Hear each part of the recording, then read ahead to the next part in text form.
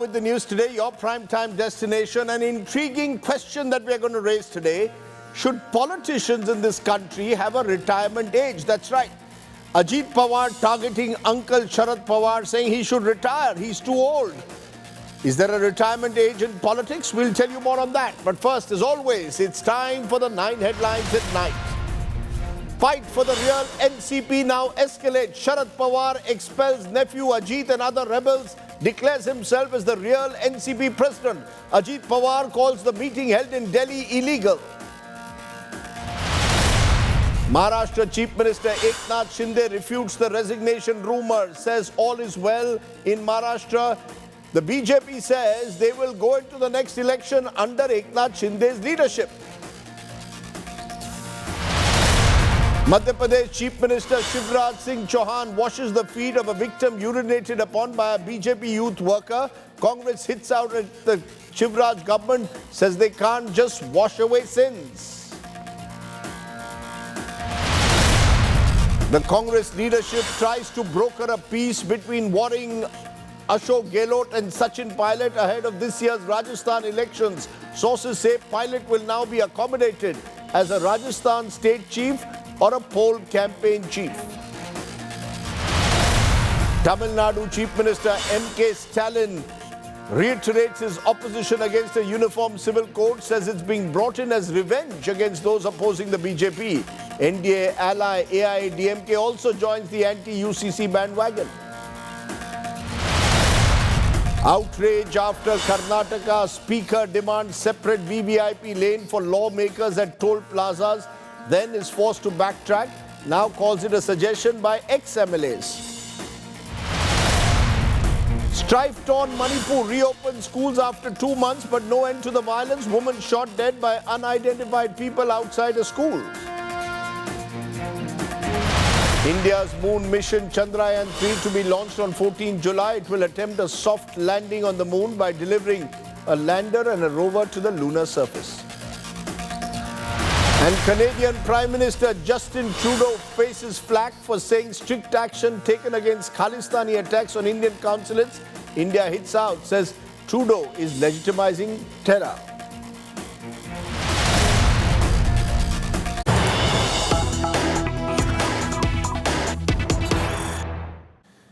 But the story that's breaking at the top, Prime Minister Narendra Modi is meeting his number 2 Home Minister Amit Shah at 7 Lok Kalyan Marg, a meeting that's coming amidst growing speculation that Mr. Modi will be going in for a reshuffle any day from Sunday until the monsoon session of Parliament in the middle of July. Remember, just a couple of days ago, the BJP undertook an organizational rejig where several ministers are now going to be given important positions at the state level. It's this party revamp that many believe will force a reshuffle now in the run-up to 2024. So with every day passing, apparently more discussions being held as to how that reshuffle has to be worked out. It's likely to happen, we are told, anytime within the next week. Paulomi Saha is tracking it. Paulomi, give us a sense. There have been a number of meetings held over the last week. Is there a genuine belief that we're now reaching the stage finally when Mr. Modi will go in for that much speculated about cabinet reshuffle? And if it does take place, will it be a minor one or a major one? Well, at the moment, of course, yes, there is a lot of speculation that that rejig is possibly on the cards, and any time now before the monsoon session of the Parliament begins, that rejig will be put in place. Obviously, there was a lot of anticipation before the Council of Ministers just met on July 3rd, that whether it's going to happen then, how many of them would still have their ministerial berths after July 3rd. That speculation, of course, has only grown now with that meeting which is taking place at 7 Lok Kalyan Marg. All eyes again on that possible rejig. Some are saying that it's not going to be a massive rejig, a major overhaul, but some amount of reshuffle that's going to take place because a lot of ministers are likely to be pulled into organizational roles. As you've already seen with G. Kishan Reddy, who's been appointed BJP State Telangana Chief. So it's likely that he will have to divide office as Union Minister for Culture because BJP has one post, one individual, that is exact as far as the BJP is concerned. That is the standard that they go with. So In that case, obviously, there will be some amount of reshuffle. There might be some amount of rejig. A lot of ministers have been making a beeline for the BJP headquarters over the last couple of days, including Nirmala Sitharaman, Jyotiraditya Scindia, Prahlad Patel, Kiran Rijiju, Arjun Ram Meghwal, many such ministers, Gajendra Singh Shekhawat, Bhupendra Yadav. These are some of the names. Some of the names, there's a lot of speculation about whether they could be pulled into organizational roles. Bhupendra Yadav has been known to perform very well when given charge of various states in the past, be it Gujarat or Right. Bihar. Gajendra Singh Shekhawat, Rajasthan is up for election, could be given a big role. So there's a lot of speculation, yes, about this possible reshuffle finally happening. One other question is that many believe that along with the reshuffle which is being necessitated by the BJP's organizational revamp, some allies could be drafted in. I was in Mumbai yesterday. There was talk that someone from the Shiv Sena could be drafted in to placate the restive MPs and MLAs of the Eknath Shinde camp.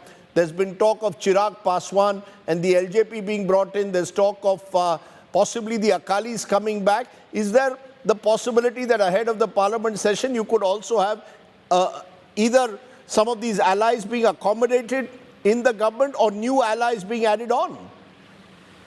Well, there is definitely a lot of back-channel conversation that's happening as we speak, Rajdeep. As far as the Akalis in Punjab are concerned, the BJP, of course, a segment of it is of the opinion that if you want to take on the Congress and the Aam Aadmi Party in Punjab, then you have to bring the Akalis back on board. A segment of it doesn't agree with it. And it remains to be seen how that conversation develops over time now with Sunil Jakhar taking charge as BJP state president of the Punjab unit. But it remains to be seen. Some believe that, the party has built itself up since 2020 and can go it alone in the Lok Sabha elections. But then it all boils down to the seat sharing arrangement in Punjab. For instance, in a 117 assembly where the BJP had 423, they're looking for anything between 40 to 45 right now. And then, of course, when it comes to the Lok Sabha, they fought on 3 seats. They want 5 seats as far as the seat sharing arrangement is concerned. That is concerning Punjab. TDP, I've been speaking to my sources. They're waiting for some sort of a, word from the Bharatiya Janata Party as to exactly how they'd like to proceed. Chirag Paswan has been constantly waiting in the wings to be brought on board as far as the NDA is concerned. And as far as Eknath Shinde faction of the Shiv Sena is concerned, Rajdeep, they've obviously been waiting to be accommodated in the Union Council, and they've definitely been applying more pressure now after the NCP's entry in the state government. Okay, we'll leave it there. Lots of interesting names doing the rounds. Chirag Paswan, possibility of someone from the Shinde Sena or Shiv Sena also becoming a minister, and a couple of important names who could be on their way out. But as with Narendra Modi and his government, you never know what happens till the last moment. There could be a surprise or two when that reshuffle does indeed take place, we believe, within the next week. Let's turn from there to what's been our top story through much of this week, the political crisis in Maharashtra, or should I say the political war in Maharashtra. Pawar versus Pawar. The war keeps escalating day by day, and I'll tell you why in a moment. Let's tell you and take you through all the top political developments coming in from Maharashtra. A day after both Sharad Pawar and Ajit Pawar held separate shows of strength, Pawar Senior chaired an NCP executive meeting in Delhi. The Sharad Pawar faction there expelled Ajit Pawar and 8 MLAs who've joined the Eknath Shinde government. Sharad Pawar asserted he will now move the election commission against the Ajit Pawar faction. The Ajit Pawar camp, for its part, hit back at Sharad Pawar. The Ajit faction claims that after they removed Sharad Pawar as the NCP chief, he has no locus standi to hold the meeting. Ajit Pawar has called his uncle's meeting totally illegal. Congress leader Rahul Gandhi visited Sharad Pawar at his home, offered his full support. This is the first time any opposition front leader has met Sharad Pawar after the revolt by Ajit Pawar. And amidst all the rumbling, Maharashtra's cabinet expansion now likely to happen this week. As per sources, NCP leader and newly appointed Deputy Chief Minister of Maharashtra, Ajit Pawar, is eyeing a plum berth. He wants finance and planning. Meanwhile, Chief Minister Eknath Shinde's Shiv Sena has also got MLAs who want more representation for their leaders. Maharashtra Chief Minister Eknath Shinde insists all is well in the coalition. While he might have publicly welcomed the NCP rebels, the move has not gone down well with many of his MLAs. And after a late night meeting, some of them have been assuaged and promised that they will be given cabinet berths. Now, amidst all this, Pawar versus Pawar, there was one element of what happened yesterday which is still reverberating today. Remember, Ajit Pawar yesterday took a jibe at his uncle Sharad Pawar's age, saying that Mr. Pawar, who will be 83 this December, should just stop doing politics and retire. But today, Pawar Sr. made it crystal clear to his nephew and other rebels that age is no bar for him. Listen in first to what the two Pawars had to say, and then I'm going to widen this to a question many have asked over the years. Should our politicians have a retirement age? Take a look. एखादा माणूस नोकरीमध्ये लागला तर महाराष्ट्र सरकारमध्ये 58व्या वर्षी retire होतो. IAS IPS असेल तर 60व्या वर्षी रिटायर होतात. राजकीय जीवनामध्ये असेल तर भाजपमध्ये 75 वर्षांनंतर रिटायर केलं जातं. आता जर वय जास्त झालं, 82 झालं, 83 झालं, तुम्ही कधी थांबणार आहात का नाही? Question doesn't arise to stopping. Now I work more effectively. Whether 82 or 92. आपको मुझे एक बात पता है कि राष्ट्रवादी कांग्रेस पार्टी का मैं प्रेसिडेंट हूँ. दूसरा किसी ने अपने नाम पर स्टेटमेंट दे दिया, कुछ बात कही, वो बात कह सकते हैं. इसमें कोई इम्पोर्टेंस नहीं, कोई सच्चाई नहीं है. So should politicians have a retirement age? Does a neta's age influence voting preferences? Does the BJP's Margdarshak model that Prime Minister Modi has been pushing really work? Is a younger leadership much more difficult to find in family-run parties? These are some of the questions we'll raise amidst all that's happening in the world of politics. Gaurav Bhatia, the BJP's spokesperson, Mahesh Tapase, NCP spokesperson, Mohan Kumar Mangalam of the Congress, and Rahul Srivastava, our National Affairs editor, are joining us. Interesting question, which Mahesh Tapase, you can take first because you're from the party NCP, whose leader Sharad Pawar is being told, please retire. You're 83 now. His own nephew is saying, look, government servants retire at 58, 60. Why should politicians carry on till 83? Retire gracefully. How do you see a remark like that? Well, Rajdeep, good evening to you and all panelists and all viewers. I think if you recall Pawar Saab's speech a couple of weeks ago, he said that I am not going to contest any election henceforth.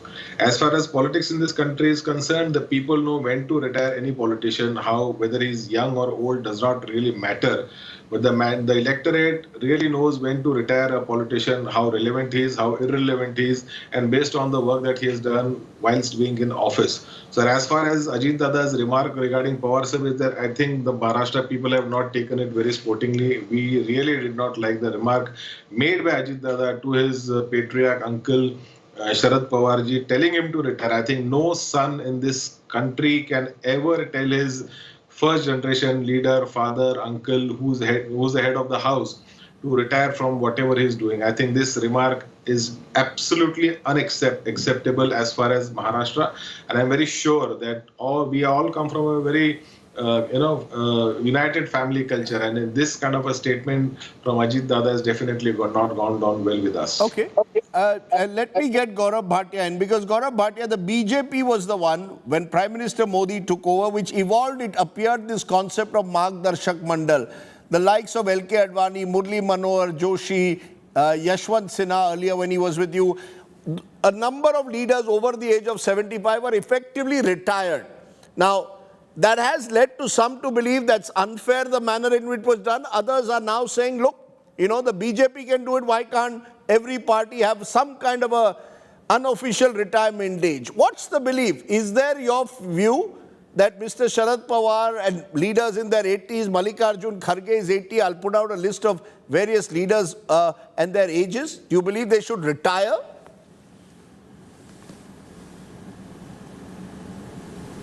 Rajdeep, first of all, let us recall what Sharad Pawar ji himself had said. रोटी अगर समय पे ना पलटी जाए तो वो जल जाती है. That means मायने ये नहीं रखता है कि रोटी पलटता कौन है, मायने ये रखता है कि रोटी जलनी नहीं चाहिए. And there can't be a strict age for retirement of politicians because they acquire wisdom and experience and the spirit to serve people. Maybe there even at a very old age, like we saw Morarji Desai becoming a prime minister of the country at 81. But the point is different.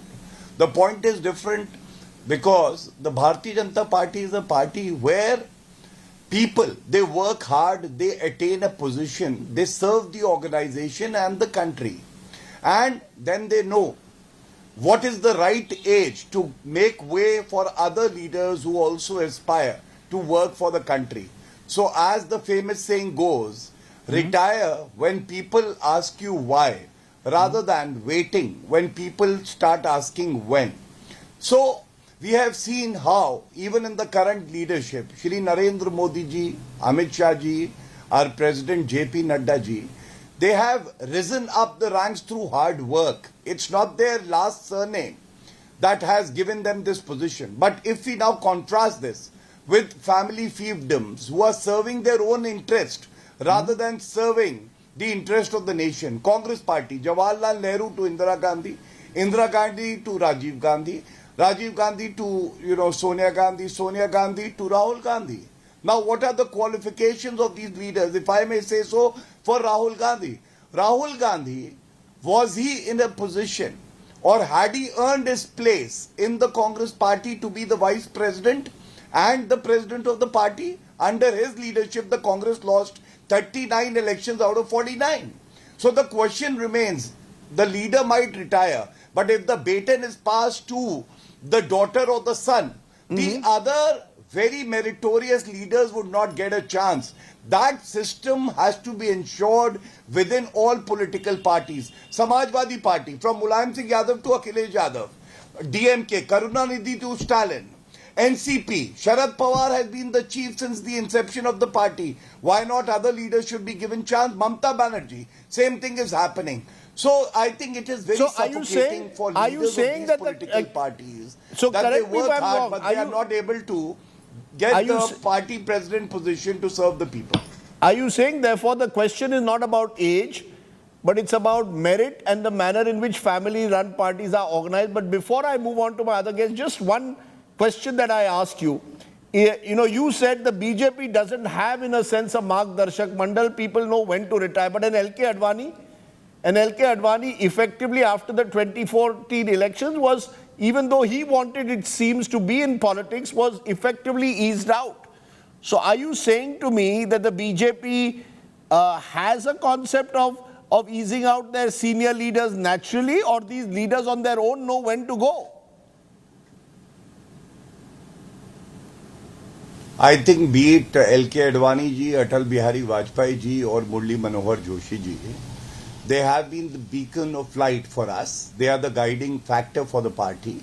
And they have ensured that they do not hold any position, but yet they guide the party. And that is what grace and dignity is all about.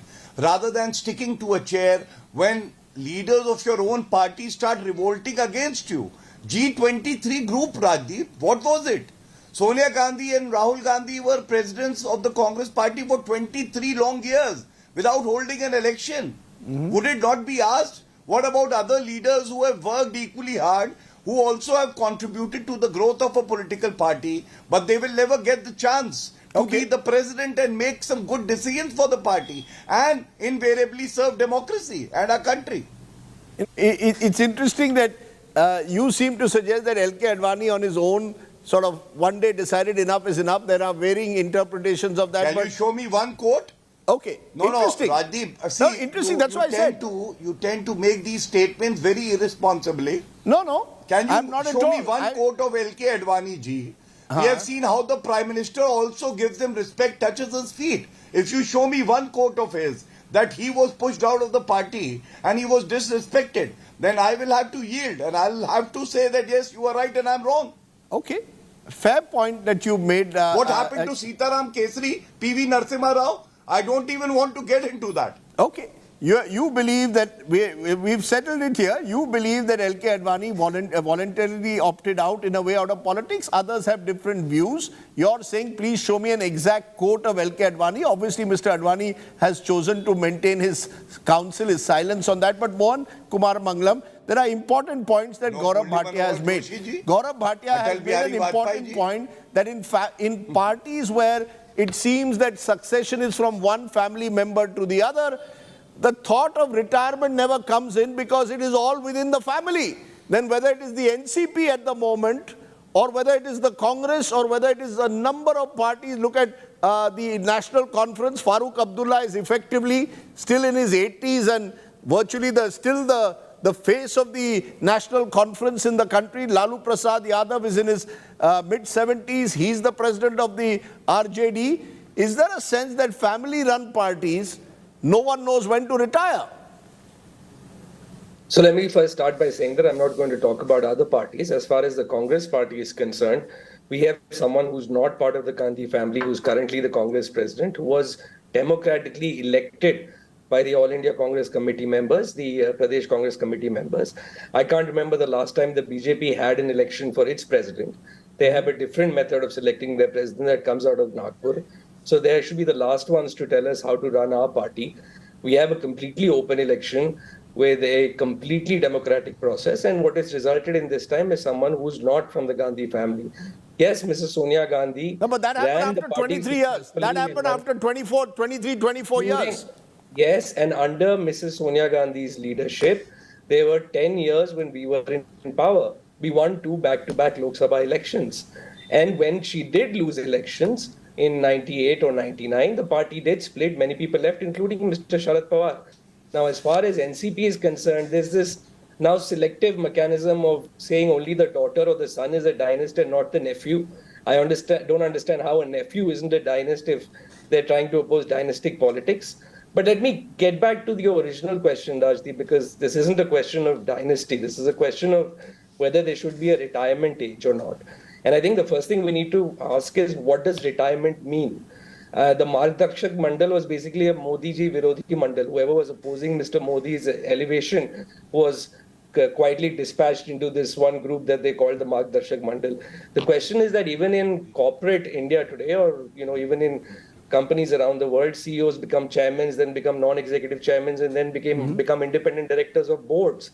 There isn't really a complete retirement anywhere. And let's understand that politics is very much like entrepreneurship.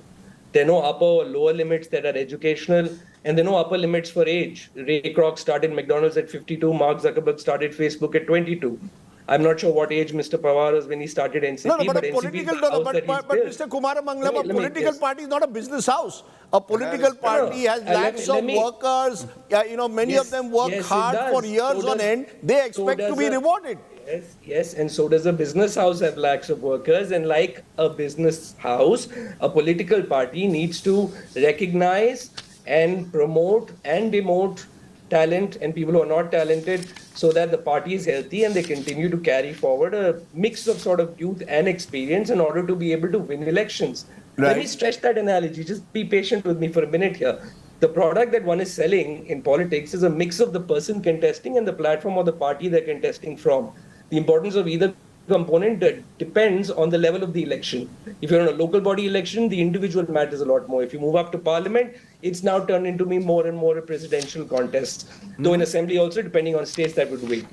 Politicians, over a period of time, build social equity. Social equity, like economic equity, takes a significant amount of time to build. Your personal brand, your access to broader networks, your access deeper into the platform that you represent. All of these things take an incredible amount of time to build, just like they take time to build in a company. And as long as your net contribution to the platform is positive, it is very hard for anyone to ask you to retire from that position. Okay. Having said that, in the Congress party, in our last Chintan Shivar, we made it very clear that we want to see more and more young people in positions. And we did make declarations that said, and we are continuing to implement those declarations, that half of the people who are going to stand in elections will be under the age of 50. And half of the positions also will be filled by people who are under the age of 50. Yeah, so but you have, but after that, sir, I take your point, but after that very Chintan Shivir, you elected a 80-year-old veteran leader, 11 times MLA and MP as your president. So I'm just wondering at the end of the day, yes, you're right. That is an election. That is an election. No, I'm it talking may about well be an election. appointments. So you're saying that he was popularly elected. It doesn't matter then whether he's 80 or 18, as long as the person is seen by the party as the right person. There will be those, of course, who'll say that at the end of the day, I maintain family-run parties are seen to be tightly knit when such decisions are taken. But before I come to you, Mahesh Tapse, a quick word from Gaurav Bhatia, and then I'll come to Rahul Srivastava. Gaurav Bhatia, you wanted to respond to what you heard. Mr. Kumaramangalam has said, look, the Congress party has decided that half of its members will be under the age of 50. So they are effecting their own generational change. Why should it only be about who your top man is?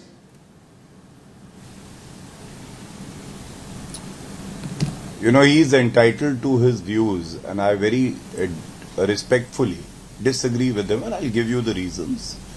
You know, Rahul Gandhi, when he was given the ticket for Member of Parliament elections, what were his own credentials?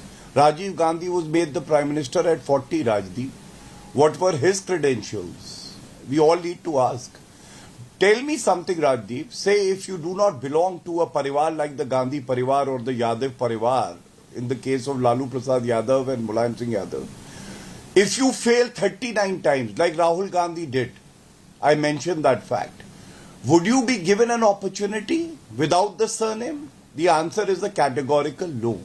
And this is what I'm talking about. Priyanka Vadra Gandhi, she was General Secretary in charge of the state of UP. 2022, UP saw elections. Congress won 2 seats, Rajdeep. She is still the General Secretary. All state presidents were sacked. There were 5 states that had gone for elections. Priyanka Vadra Gandhi was not sacked. Now, coming to the BJP, you know what makes us proud? Why India believes in the leadership of Shri Narendra Modi ji? The top 3 leaders. Narendra Modi ji, he has worked hard to be the Chief Minister of Gujarat and then the Prime Minister. Never lost an election. Rahul Gandhi lost his family fiefdom, Amethi, because he does not inspire confidence. JP Nadda ji, again, he does not belong to any political parivar. That is why he's been made the president of the Bharatiya Janata Party. It is because of his own merit. Yeah, but the analogy could be that JP Nadda lost his home state of Himachal. No. 1 minute. Gaurav Bhatia, you know, somewhere all political parties tend to compromise merit for convenience. All political, JP Nadda is hardworking, but remember he lost his home state of Himachal. Rajdeep, may I respond, please? Thank you. Please do. Under his leadership, we won Uttar Pradesh, we won Goa, we won Uttarakhand, Gujarat historic mandate. Don't you think we lost Himachal? We never blamed the EVM. The point is not that. The point that I'm making is that he became president of the Bharatiya Janata Party because he deserved it through his hard work, great determination, honesty, commitment to people. That okay, you made your point. You're saying family-based parties do not put merit because they are son and daughters of a particular leader. Okay, you're saying family-based parties compromise on merit. Rahul Srivastava responded. It's a very interesting. Just a minute, Sana. Let me just quote. Yes. Let me quote one example. Yes. Okay. As you wish. But this was a very interesting example. Please do. Please quote it. Seconds. Please quote it. Okay. Yes. Samajwadi Party, Mulayam Singh Yadav ji was the national president. His son Akhilesh Yadav was the chief minister of the state. Shivpal Yadav was the state president. And with that, Ram Gopal Yadav, leader of the party in the Rajya Sabha, Dharmendra Yadav, and then, you know, many other family members. Where was the place for other, you know, hard-working leaders? You know, Gaurav Bhatia, I take your point. Every time a family member comes, a senior leader is asked to make way and make some space for the family member. Okay. Remember, Gaurav Bhatia at one time was in the Samajwadi Party, so he has experience of that. But Rahul Srivastava, I want you to respond to what you're hearing. You know, Rahul Srivastava, do you believe that as the Sharad Pawar case is suggesting, that when you're the family patriarch in a way, or the party patriarch, therefore you don't resign because the entire party revolves around you? Even yesterday in Mumbai, all the posters were about Sharad Pawar. The slogan was, Sharad Pawar, हमारे party का एक तरह से बाप है, एक ही बंदा है. It's almost like a one-person show. Is that part of the problem with these political parties that revolve around an individual or a family? No, Rajdeep, totally don't agree. As long as there is one voter supporting somebody, a politician remains a politician. And I think no one person can decide for somebody else that there should be this fixed criteria and somebody who is XYZ does not have merit at a certain age. I totally not say it because I know there was this one very bright Indian politician who at the age of 80 something said na tired, na retired and smothered all opposition to him and detractors within his own party. I want to ask a question today that if there is an upper limit question and Ajit Pawar has a problem, if 2 years ago Sharad Pawar had handed over his party to Ajit Pawar, would he have brought in the age factor? The age factor would not have come in. Remember, Mr. Ajit Pawar may be having a lot of grouses, but he is also a quasi-dynast. His things slightly easier, maybe not as easy as Supriya Sule, compared to others because his uncle was Sharad Pawar. So this question of age by him. Now, when he was talking, delivering that speech, Rajdeep, he was saying of government official retired so-and-so, so-and-so. Then why should it be 80 only, Rajdeep? Then why shouldn't politicians retire at 60 like government officials do? Judges is at 65. Mr. Ajit Pawar is 63. Chhagan Bhujbal is 75. Praful Patel is 66. In India today, you have 71-year-old Nitish Kumar Gehlot, nephew Rio. You have 78-year-old Zothama, the Mizo Chief Minister, 75-year-old Naveen Patnaik, 77-year-old Pinarayi Vijayan. Now, you come to the basic fact that, yes, there is no art of retirement in India. If you want something as drastic that only meritorious people should come in and only a certain age should come in, the Americans don't have any age bar, but they have a two-term limit. Limit terms then, perhaps these kind of measures can be taken. Otherwise, how is it possible for some people to decide that X party has the incorrect method? I'll raise another question. The BJP has a 75-year-old formula. Atal Bihari Vajpayee became a member of parliament in 1952. He had to wait for 44 years in politics to become a prime minister. Now, if there was an age bar, BJP would have missed its first prime minister.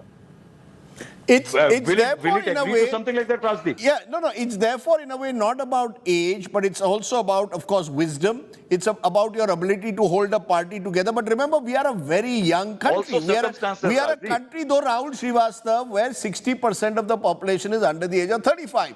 Now, you could argue on the other hand that as Barack Obama became president in his 40s in America, you've got across the world more and more younger prime ministers, Macron, Trudeau.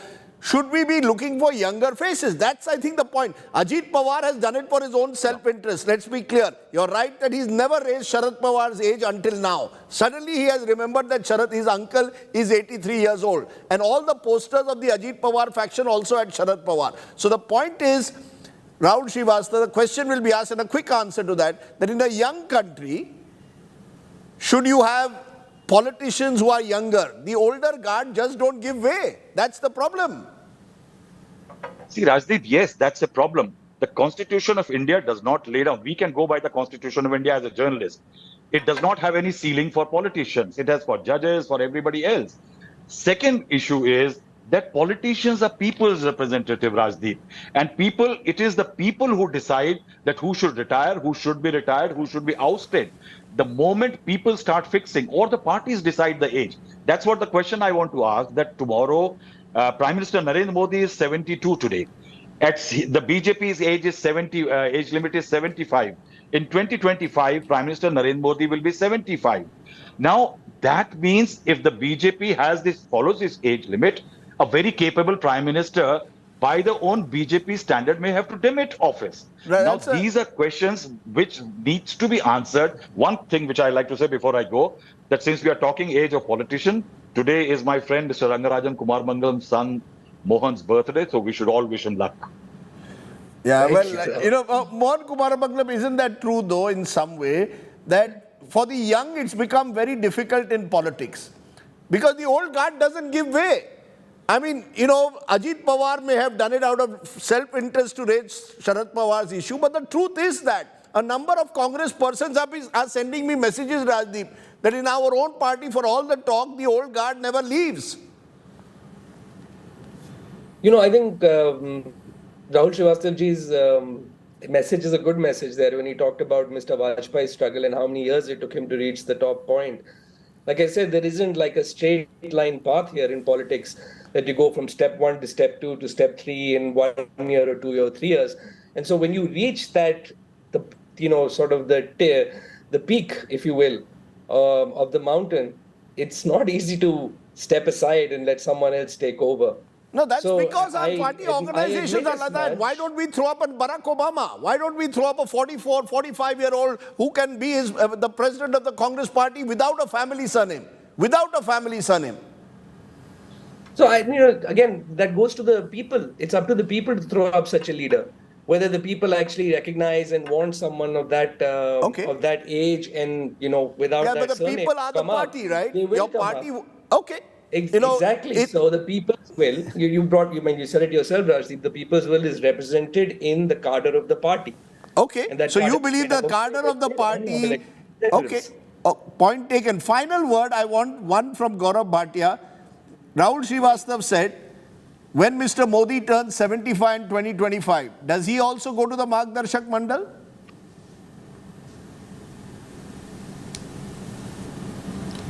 Rajdeep, it is not for the spokesperson of a party to answer these questions. I know one thing for sure, that a leader like Shri Narendra Modi ji will definitely take a decision which is in the interest of the country, because his heart beats for our nation. He is not a product of dynastic politics. But let me give you a very good example. It's not about retirement age for politicians. It's more about how transfer of power takes place and how merit is recognized in a party. Akhilesh Yadav, when he was sworn in as the Chief Minister of Uttar Pradesh, was only 38 or 39, the youngest CM ever. What happened? He lost power. 2017 routed completely because he had not worked hard to understand the nitty-gritties of politics. It was given to him. Yogi Adityanath ji, on the other hand, was a 6-time MP. He knew pulse of the people. He worked hard and he won again in 2022. He was also 44 when he was sworn in as the Chief Minister. Why am I citing this example?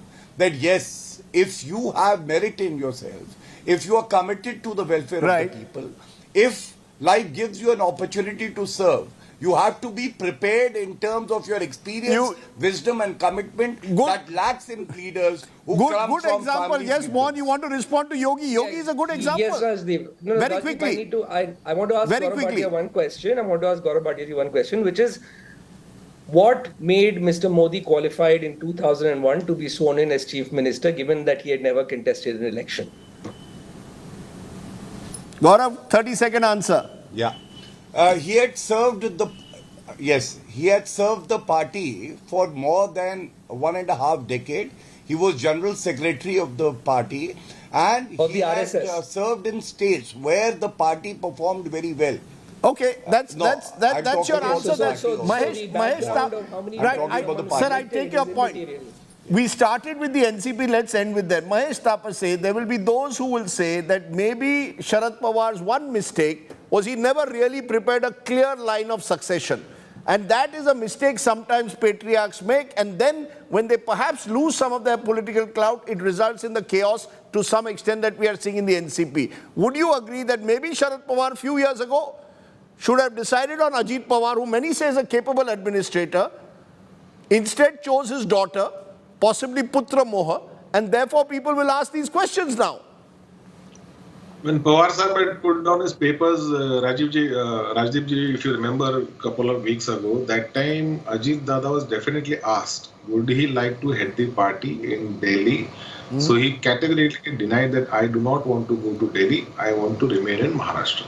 At that time, 2 working presidents were nominated. One is Supriya Sule and the second is Praful Patel. We all know what has happened from 2nd of July and Praful Patel ji siding with Ajit Dada, and now they have backed up with joined the BJP and Eknath Shinde government.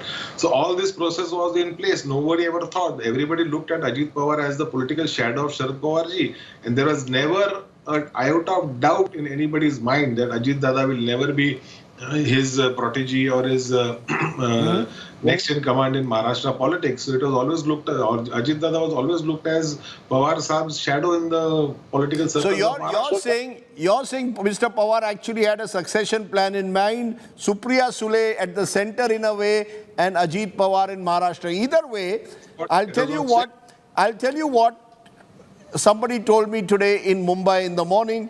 They said, whatever else, you don't raise the age of someone in your family and ask him to leave, at least in public life. To that extent, maybe Ajit Pawar needs to rethink some of the things he said about his uncle. You have every right to break away and form your own party, but do you take on someone for their age, particularly someone who, remember, has been a cancer survivor and has fought his way through politics? At the end of the day, what should matter is merit. If Sharad Pawar lacks the merit, Ajit Pawar has every reason to challenge him. But is age really the factor? That's a question I pose to my young audience also out there. Let's take a break. Let's look at our next story from there. 2 days ago, a horrifying video of a BJP youth worker urinating on a tribal man in Madhya Pradesh surfaced. While the accused in question, Pravesh Shukla, is now in custody and a stringent NSA slapped against him, Chief Minister Shivraj Chauhan, facing an election this year in Madhya Pradesh, today went further, apologized to the victim, even washed his feet. Will that be enough to douse the fire of tribal rage?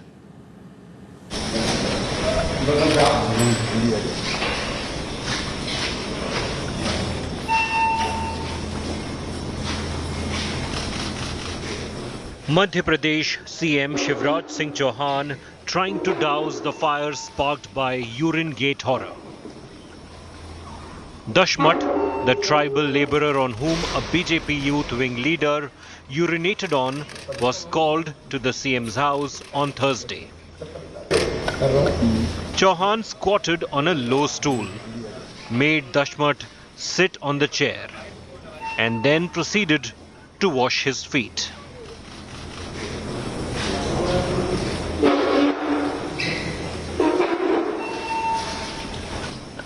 The CM presented the victim an Angavastra or shawl along with gifts.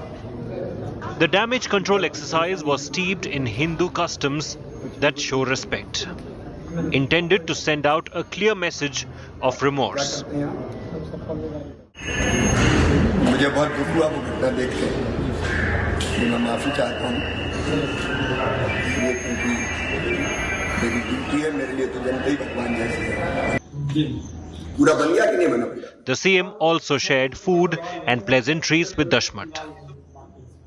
भाई दशमत के साथ अन्याय हुआ, मेरा मन दर्द, पीड़ा और व्यथा से भर गया, इसलिए मैंने दशमत को यहां बुलाया। Dashmat had been incommunicado ever since the video of BJYM leader Pravesh Shukla insulting him had gone viral this week. His family relieved to see Dashmat at the CM's residence, rued missing the chance to meet the CM. यहाँ लाई गए अपना के पति के वहाँ भोपाल मुख्यमंत्री से मिला भाई, यहाँ का अपना से कहीं नहीं मिलवाई। तब भाई है बतियो हम लाई गए ऐसे में जैसे वहाँ मिलावे लगे तैसे हमारे लग रही है तो मिलवा देती। हमारा मन रहा हम चले जी तो मंत्री की लगे मिले, हमारे बच्चे चले जाते। Angry scenes unfolded at Dashmat's house when BJP MLA Kedarnath Shukla, who is allegedly close to the accused Pravesh Shukla, came calling. He was shown slippers by the protesting women. आपसे इसका कोई संबंध नहीं है। नहीं संबंध, देखिए मैं उस क्षेत्र का विधायक हूँ जी, उस क्षेत्र के सभी मतदाताओं से मेरा संपर्क है जी, सभी से संबंध है, लेकिन इस तरह की घटना की मैं निंदा करता हूँ। यह घटना शर्मसार करने वाली है, यह घटना गलत है जी। The Congress dismissed CM Chauhan's attempt at penance as a political stunt. क्या सत्ता का नशा इस कदर भारतीय जनता पार्टी के नेताओं पर चढ़ गया है कि वे इंसान को इंसान नहीं समझ रहे? Pravesh Shukla, who urinated on Dashmat, is currently in jail. The authorities had demolished illegal portions of his residence on Wednesday after the video became public. The shocking urine gate video surfaced just 4 days after Prime Minister Narendra Modi visited Shahdol, which is not very far off from Sindhi where this incident occurred. The BJP is trying to woo tribal communities ahead of the state elections which are due by the end of this year, and this episode has hugely embarrassed the party. With Vijay Irshad Khan in Bhopal, Hemendra Sharma for India Today. So how does this play out politically, but more importantly, how do Dalits and Adivasis see such incidents? Ashok Bharti is chairman, National Confederation of Dalits and Adivasi Rights Organizations, NACTOR. He joins us. Appreciate your joining us. Mr. Bharti, how do you see this? The Chief Minister now washing the hands of the washing the feet of the very person who was urinated upon. Does this, in a way, is this a photo op, as some are calling it, event management? Or do you believe that this will at least send out the right signals? Well, I think that as far as the Dalit and Adivasi context is concerned, you know, this feet washing has been done by Mr. Modi also at Prayag, if you remember, in Prayagraj. So Mr. Chauhan is just copying that, believing that it will absolve him of the failure that district administration and the Madhya Pradesh government has failed to the Adivasis. I believe Madhya Pradesh, why Mr. Chauhan has to go such a long distance to cover up this whole inhuman behavior by a political functionary in Sindhi district. The district administration has completely failed. Why district administration could not take action and why CM has to take action? No, one minute. Mr. Shukla has now been arrested. Mr. Shukla has been arrested. Has failed in taming its administration. No, the fact is, Mr. Shukla has been, I been arrested and after public outrage, I concede. But the question is, now that's what I'm saying, that why the administration and the CM wait for the public outrage and act? Why it can't be taken in normal course of administrative action? It means that unless Dalit and Adivasi make a hue and cry, no administration will move even an inch to act against the culprits. This is what the sorry state of affair after serving 18 years in Madhya Pradesh. The question, of course, is the larger question of atrocities against Dalits and tribals in particular. Do you see this instance as a one-off, or are we to put it in the larger context that there are people who believe they can still get away in the 21st century in 2023 with what Mr. Shukla did? Well, Rajdeep, I believe that this is the true story, that the people harp atrocity on the Dalits, hapless Dalit and Adivasi, and they get away with that. If you look at the role of the administrative officer in Sindhi, Satna, Rewa, Singrauli, Umaria, you will find hardly any Dalit and Adivasi in administration. Most of the positions are captured by or controlled by the few communities only, particularly the Brahmins in that area. That's why it is said, I wouldn't like to say, but it is said that they can light a lamp with the urination of the Brahmins in that region. No, so are you saying so it this is is the myth that they publicly, you know, that they say in the public discourse? No, are you saying therefore that the real problem is that there are people out there, because of the nature of the caste dynamics on the ground in places like Sindhi, who believe they could get away? Because we are seeing in many states now slowly, there have been cases where, you know, when Mayawati was in power in Uttar Pradesh, any instance against a Dalit, she would slap the SC/ST Act very strongly against them. There was even criticism that she'd gone too far. Do you believe the problem lies with law, or is it with the lawmakers, or is it the way societies are structured? No, I guess there are all issues. The society, because what has happened, the constitution has empowered the Dalits and Adivasi to be equal with the rest of the people. But the upper caste have not accepted the fact that Dalit and Adivasi can become equal to them. Therefore, it's an issue of the mentality. There is an issue because this mentality survives in the administration, so there is hardly any action against the perpetrator of the violence. The same attitude prevails in the judiciary, same attitude prevails at the political executive. So therefore, there is a whole nexus. We have to, as a society, we have to think that where are we going? If we cannot consider human being as equal, then where are ultimately heading to? Okay. I think those are important points to ponder over. We sort of venerate almost Baba Sahib Ambedkar. There are statues of his all over the country. But have we truly internalized the concept of social justice and social equality in the truest sense? And is it enough then a few days later to garland someone, wash his feet? Is that enough? Or is that, as critics call it, a photo op? Others are saying it's a form of prayashchit.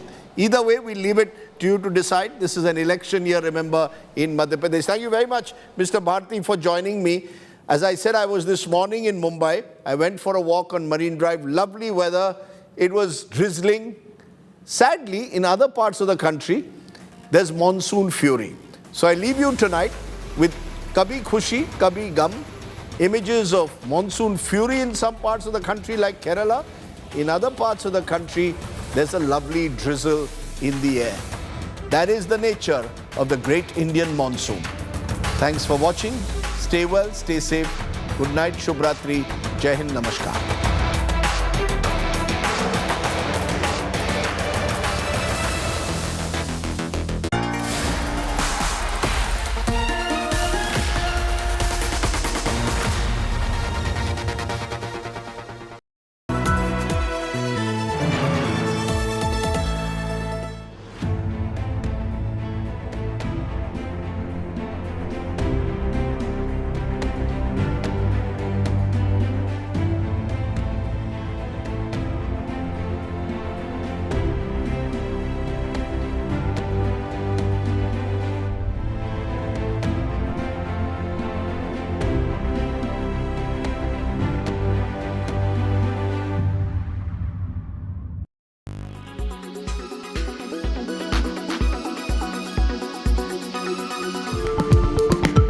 So how does one log off? Limit yourself to one screen at a time. Spring clean your social media accounts. Use apps to bolster self-control. Don't charge your phone near your bed. Set time boundaries in usage.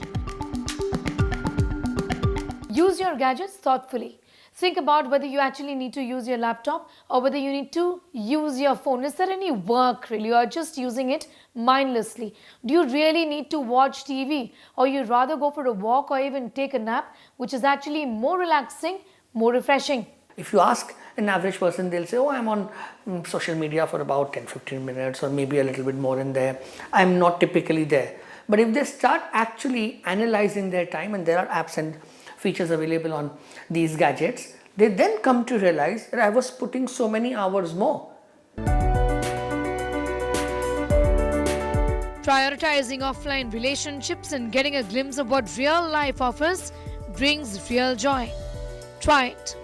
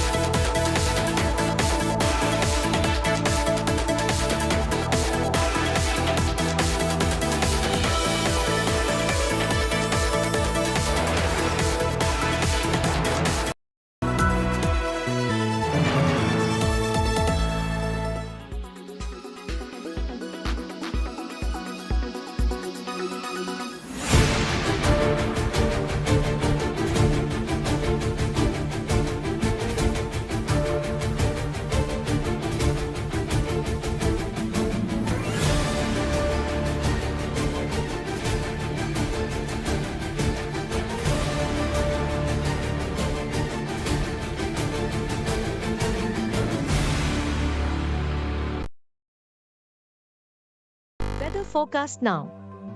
Delhi, maximum 36 and minimum 26 degrees.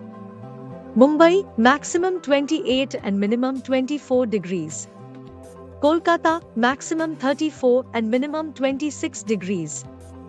Bangalore, maximum 25 and minimum 19 degrees. Chennai, maximum 33 and minimum 26 degrees. Hyderabad, maximum 29 and minimum 23 degrees.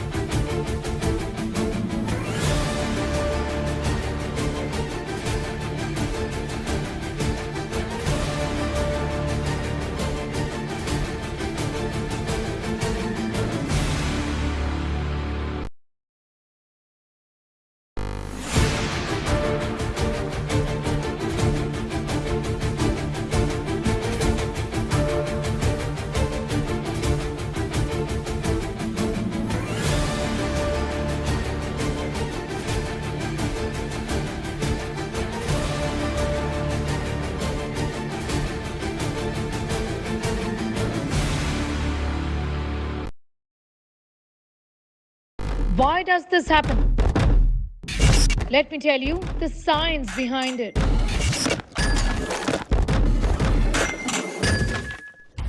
For more informative videos like this, keep watching India Today News Mode.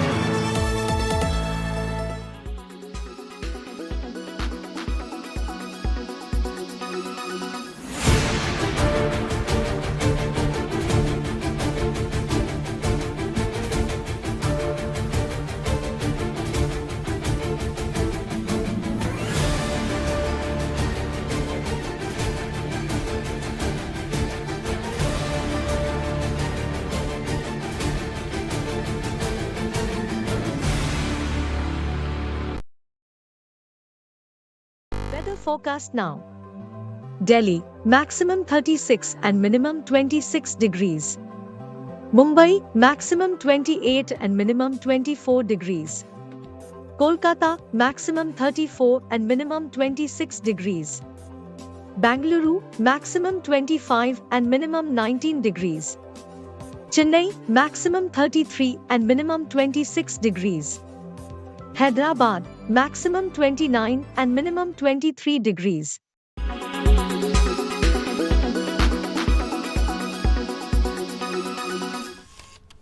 Kerala's public health. All political parties traveling from different parts. Armed with facts, Looking at political back. she takes the news by its horns. You think the future of these students are not hampered? Fierce, bold, and direct, setting the tone for the biggest stories from every corner and every angle. Expect nothing but the unfiltered truth. News first, niceties later. Watch me, Nabila Jamal, on India Today.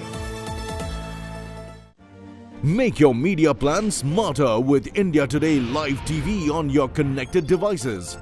Amplify your brand with 100 million smart internet viewers. To advertise, mail us at sales@aajtak.com.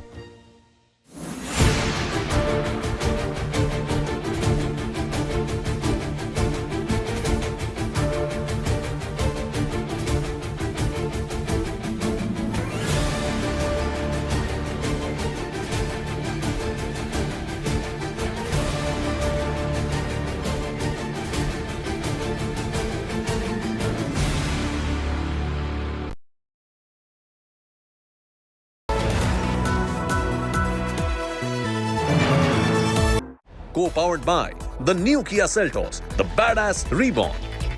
Extra safe polycab green wire.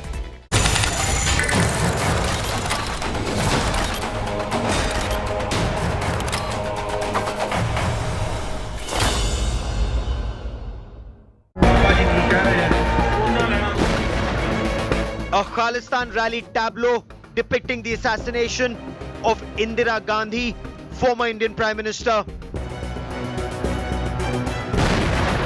Multiple posters with photographs of Indian diplomats. Khalistan posters scream, "Kill India," paint a target on Indian diplomats.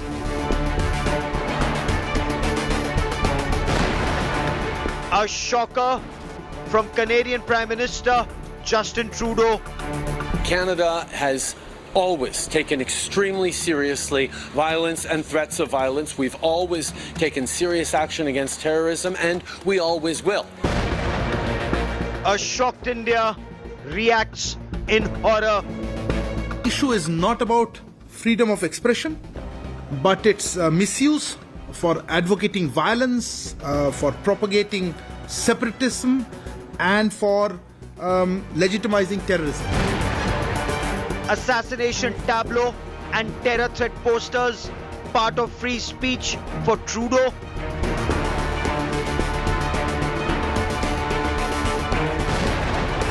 Is Trudeau in Khalistan terror trap? That's our top focus on India First.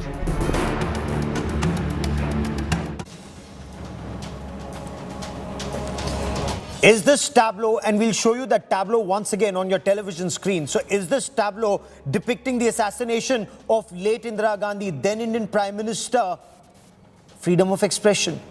Are these posters, look at those posters very carefully, are those posters that scream "Kill India" with pictures of India's High Commissioner to Canada and India's top diplomats in Canada or in the United States or in the United Kingdom or in Australia? Are all of these part of free speech? Is this free speech for the Canadian Prime Minister, for Justin Trudeau? Is this what Canada calls liberal democracy? Or is there merit in India saying that this is a shameful example of vote bank politics being peddled as free speech in a liberal democracy? Is this not giving cover fire to radical elements who are abusing freedom of expression? I'm Gaurav Sawant. We get you instances of India's request to Canada to take action against terrorists, extremists, and those financing terror, and Canada's inaction. But let's get started with the headlines on India First. Fight for the NCP escalates. Sharad Pawar expels nephew Ajit Pawar and other rebels, declares himself as the real president of the NCP. Ajit Pawar calls the Delhi meeting illegal.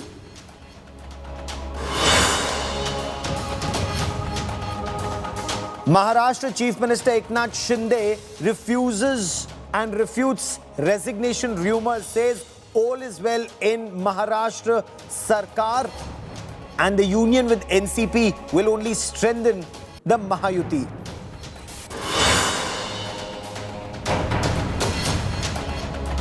Madhya Pradesh Chief Minister Shivraj Singh Chauhan washes the feet of the victim urinated upon by a BJP youth worker. The Congress hits out, says the Shivraj Singh Chauhan government can't wash away its sins.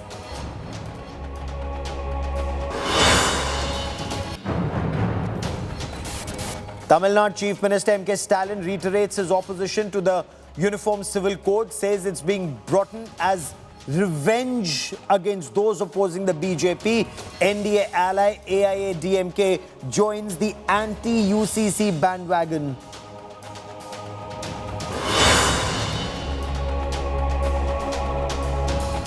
India's moon mission Chandrayaan-3 to be launched on the 14th of July. It will attempt a soft landing on the moon and deliver a lander and a rover to lunar surface.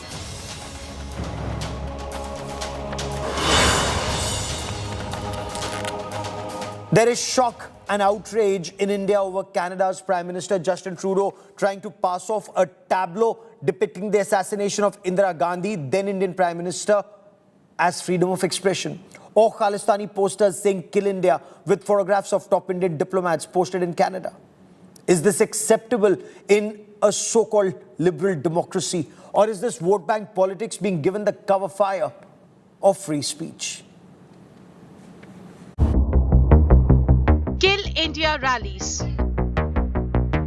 Bid to set consulates on fire. Threats to diplomats. Unrestricted by any authorities, the Khalistani groups across the United States, Canada and the United Kingdom are having a free run. Just days after an attempt was made to set the Indian consulate in San Francisco ablaze, a new Khalistani rally is being planned in the United Kingdom. A poster promoting a Khalistan Kill India rally outside the Indian High Commission in London on July 8 has surfaced. The poster carries images of Indian High Commissioner to the UK Vikram Doraiswamy and the Consul General of India in Birmingham Dr. Shashank Vikram. Similar posters targeting Indian diplomats were seen outside Indian missions in Canada, US and Australia. According to intelligence agency sources, Khalistanis like Gurpatwant Singh, Pannu and other K groups are openly getting help from Pakistani spy agency ISI. These acts have lit a major diplomatic and political fire. Notoriously soft on Khalistani terrorists, Canada has failed to take action against Khalistanis. On the contrary, Canadian Prime Minister Justin Trudeau has gone on to accuse India of false remarks and asserted that Canada takes every kind of threat very seriously. Trudeau is being accused of pandering to the Khalistani vote bank in that country. They are wrong. Canada has always taken extremely seriously violence and threats of violence. We've always taken serious action against terrorism, and we always will. We have an extremely diverse country, and freedom of expression is something that we have, but we will always make sure that we are pushing back against violence and extremism in all its forms. The media reports about comments by Prime Minister Trudeau, but let me make the larger point that the issue is not about freedom of expression, but its misuse for advocating violence, for propagating separatism, and for legitimizing terrorism. The fine words and sentiments apart, it is a fact that Canada has tolerated Khalistani provocations against India for a long time. The United States, on the other hand, has assured that steps shall be taken to ensure the safety and security of Indian diplomats. We take very seriously the safety and security of diplomats that are living in the United States. We have been in close contact with Indian authorities, with local law enforcement. We are trying to take the necessary steps to ensure that Indian diplomatic community feels safe and secure here, and we'll continue with that work going forward. The Indian government is treating attacks on our missions as serious provocations. हमने उनको request की है कि वो उनको खालिस्तानियों को space न दें, क्योंकि उनकी सोच जो है ये रैडिकल एक्सट्रीमिस्ट विचारधारा जो है वो ना हमारे लिए अच्छा है, ना उनके लिए है, ना हमारे रिश्तों के लिए। तो ये जो पोस्टर का विषय जो है ये हम जरूर उन सरकारों से उठाएंगे। But desperate for attention, Khalistani groups are adamant on pulling every kind of stunt possible. Bureau Report, India Today. Frankly, for decades, India has been raising the issue of safe havens for Khalistani elements in Canada. In fact, late Indira Gandhi had raised it with Justin Trudeau's father, Pierre Trudeau, when he was Canada's Prime Minister in 1982. Sadly, no action was taken. Indira Gandhi was assassinated in October 1984. Justin Trudeau appears to be trying to palm off a tableau. Watch that tableau again. That's a tableau that depicts Indira Gandhi's assassination. Is Canada trying to palm this off as freedom of expression? This isn't the only instance of Canada's inaction. In 2018, Prime Minister Narendra Modi had strongly taken up the issue of Sikh extremism with Justin Trudeau during the Canadian Prime Minister's visit to India.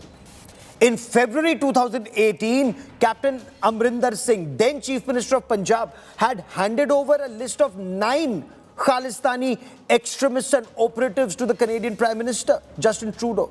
That was in 2018. This is 2023, July.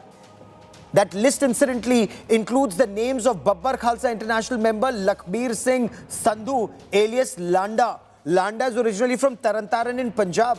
The National Investigation Agency, NIA, has announced a reward of 15 lakh rupees on Landa. But it's not just one individual. Rajdeep Singh Gill, alias Arsh Dalla.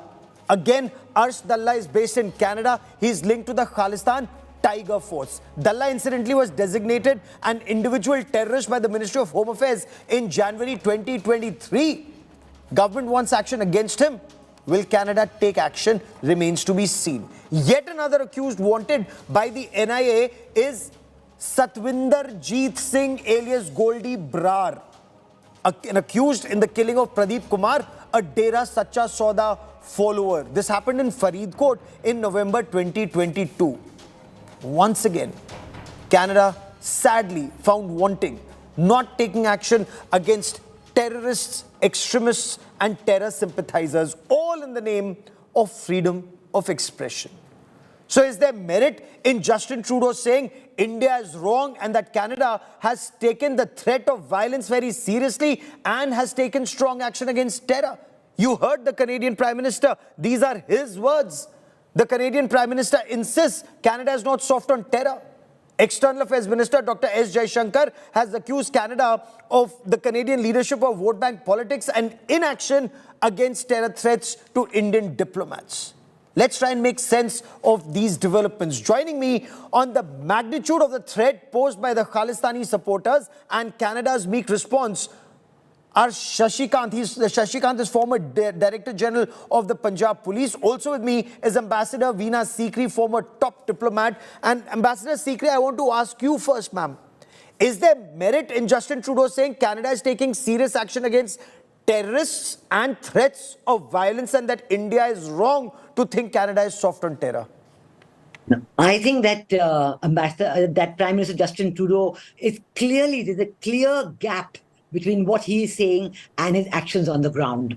I think this tableau that you showed, it's clearly glorifying violence. It's glorifying the assassination, the tragic assassination of former Prime Minister Indira Gandhi. And he's saying that we do not allow glorification of violence, we do not allow extremism. And we know that there are posters with threats of calling for the killing of our senior diplomats in Canada. And that's not extremism, that's not violence. I think our External Affairs Minister put it very carefully, very correctly, that we are asking our partners that they must not give space to violence and extremists. And that is very important, and this is for our partners. And Canada is an important strategic partner of India. They must take note of it. And we have to continue with it strong. Our spokesman has said it, our External Affairs Minister have said it, and this the rally which is being called in Canada, I think also on the 8th of July, both in UK and in Canada, and the simultaneous threats to all senior Indian diplomats in UK, in Canada, in Australia. I think these are extremely serious and they really have a serious potential for violence, serious potential for harming bilateral relations, because India will not hesitate. Our missions have been targeted. You're absolutely right, ma'am. Whether it's San Francisco, where the Indian consulate was targeted twice, vandalism first time, arson second time. Our mission in the United Kingdom, the Indian High Commission was targeted in UK. Our temples have been vandalized in Australia. But let's stick to Canada for a moment. Sir, Mr. Shashikant, I want to come to you now, sir. Will Justin Trudeau's response actually, in your appreciation, embolden the Khalistani elements? Because here, in the name of freedom of expression, they seem to have state support? Yeah, my first reaction is I don't think Justin Trudeau believes his own words, whatever he's saying. They are hollow words, and I don't think that he himself believes in that, no way. And talking about the involvement, the encouragement of the Canadian government to such elements, there are certain newspapers in Brampton and other places. Out and out, Khalistani, they are getting government advertisements, government aid, they're getting finances from the Canadian government. And all these things, it's not only that we are saying, Stephen Harper, when he had come to India recently, he had also asked Trudeau that, hey, look after yourself, look after the interests of your country. What you're talking about, you're giving absolute support to the Khalistani elements. So it is not only we who are shouting and we are saying that, yeah, whatever he's doing, whatever he's saying is absolutely wrong, but even the Canadians themselves, their former prime ministers are saying this thing, that this man Trudeau is absolutely going on the wrong way. Thank you. Can, Ambassador Sikri, can Prime Minister Justin Trudeau dismiss the activities of these Khalistani extremists as freedom of expression? Or is there merit in Dr. Jaishankar actually nailing the Canadian government, saying this is nothing but vote bank politics, and we are playing out how Justin Trudeau is dependent on Jagmeet Singh and why is that very dangerous, not just for India, but perhaps even for Canada, ma'am? Yes, certainly. I think that External Affairs Minister has certainly called out what Prime Minister Justin Trudeau is trying to say, trying to justify something which is incorrect, because a threat of violence, as we know, is the next step is the violent act itself. And when you are actually calling for such violent action against diplomats who are supposed to be protected by the government of the day in Canada, when you're calling for that, anybody will take that, saying I was authorized to do it. Anybody will take up those words. We've seen it happen before. We've seen it happen with our diplomat Ravindra Mahatre in Birmingham. Yes. We've seen it happen in other places. People have lost their lives because of such calls for action against diplomatic personnel. And we know that India will not hesitate to take action. We know that in the case of the UK High Commissioner, we actually, did withdraw the Tier 2 and Tier 3 security for the UK High Commission, because we will not hesitate. Because our citizens, our diplomats who are protecting the interests of our country in these very difficult missions abroad, they need our protection, they need our help in every way. And we know that by Prime Minister Justin Trudeau saying these, mundane words and these, kind of anodyne words, he is only encouraging people like Mr. Panoon of the Sikhs for Justice group to actually go ahead and live up to his words. And not only is the 8th of July rally one of the first things, then he is calling for action leading up to August 15th. He's saying that from now till Independence Day, August 15th, there must be a series of actions. So the kind of threat that our very senior diplomats are facing is real, is serious, is dangerous, and the government will indeed take every action to protect them. And a spark neglected burns the house. But here, Canada may call itself a liberal democracy, but in a liberal democracy, and as you very rightly pointed out, ma'am, you mentioned Mr. Mahatre's killing in Birmingham in the 1980s. Again, England calls itself a liberal democracy, but these countries actually end up being safe haven for terrorists of all hues. They suffer themselves. Britain has suffered. God forbid Canada may suffer. But Mr. Shashikant, a tableau depicting the assassination of Indira Gandhi clearly cannot be seen as freedom of expression. This timid response, this very timid response of the Justin Trudeau government saying it's freedom of expression, or the posters of Indian diplomats. Sir, as a former top police officer, does this not paint a very clear target on our diplomats, whether in the United States or in Canada or in UK or Australia?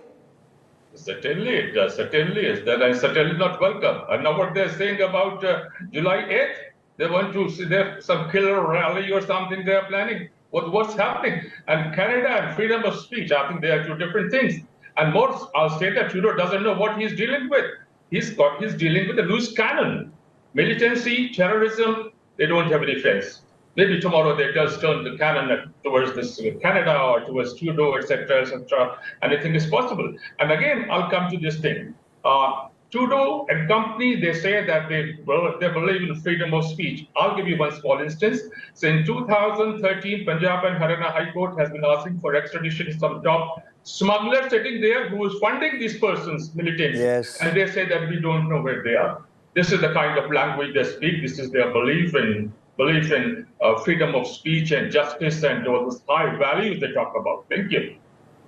How should India deal with such a dangerous situation? This is a very lethal situation that under the garb of freedom of expression, under the garb of a liberal democracy, you have terrorism that's actually being encouraged by leaders like Justin Trudeau, either directly or indirectly. This is very dangerous for India. What can India do, Ambassador Sikri?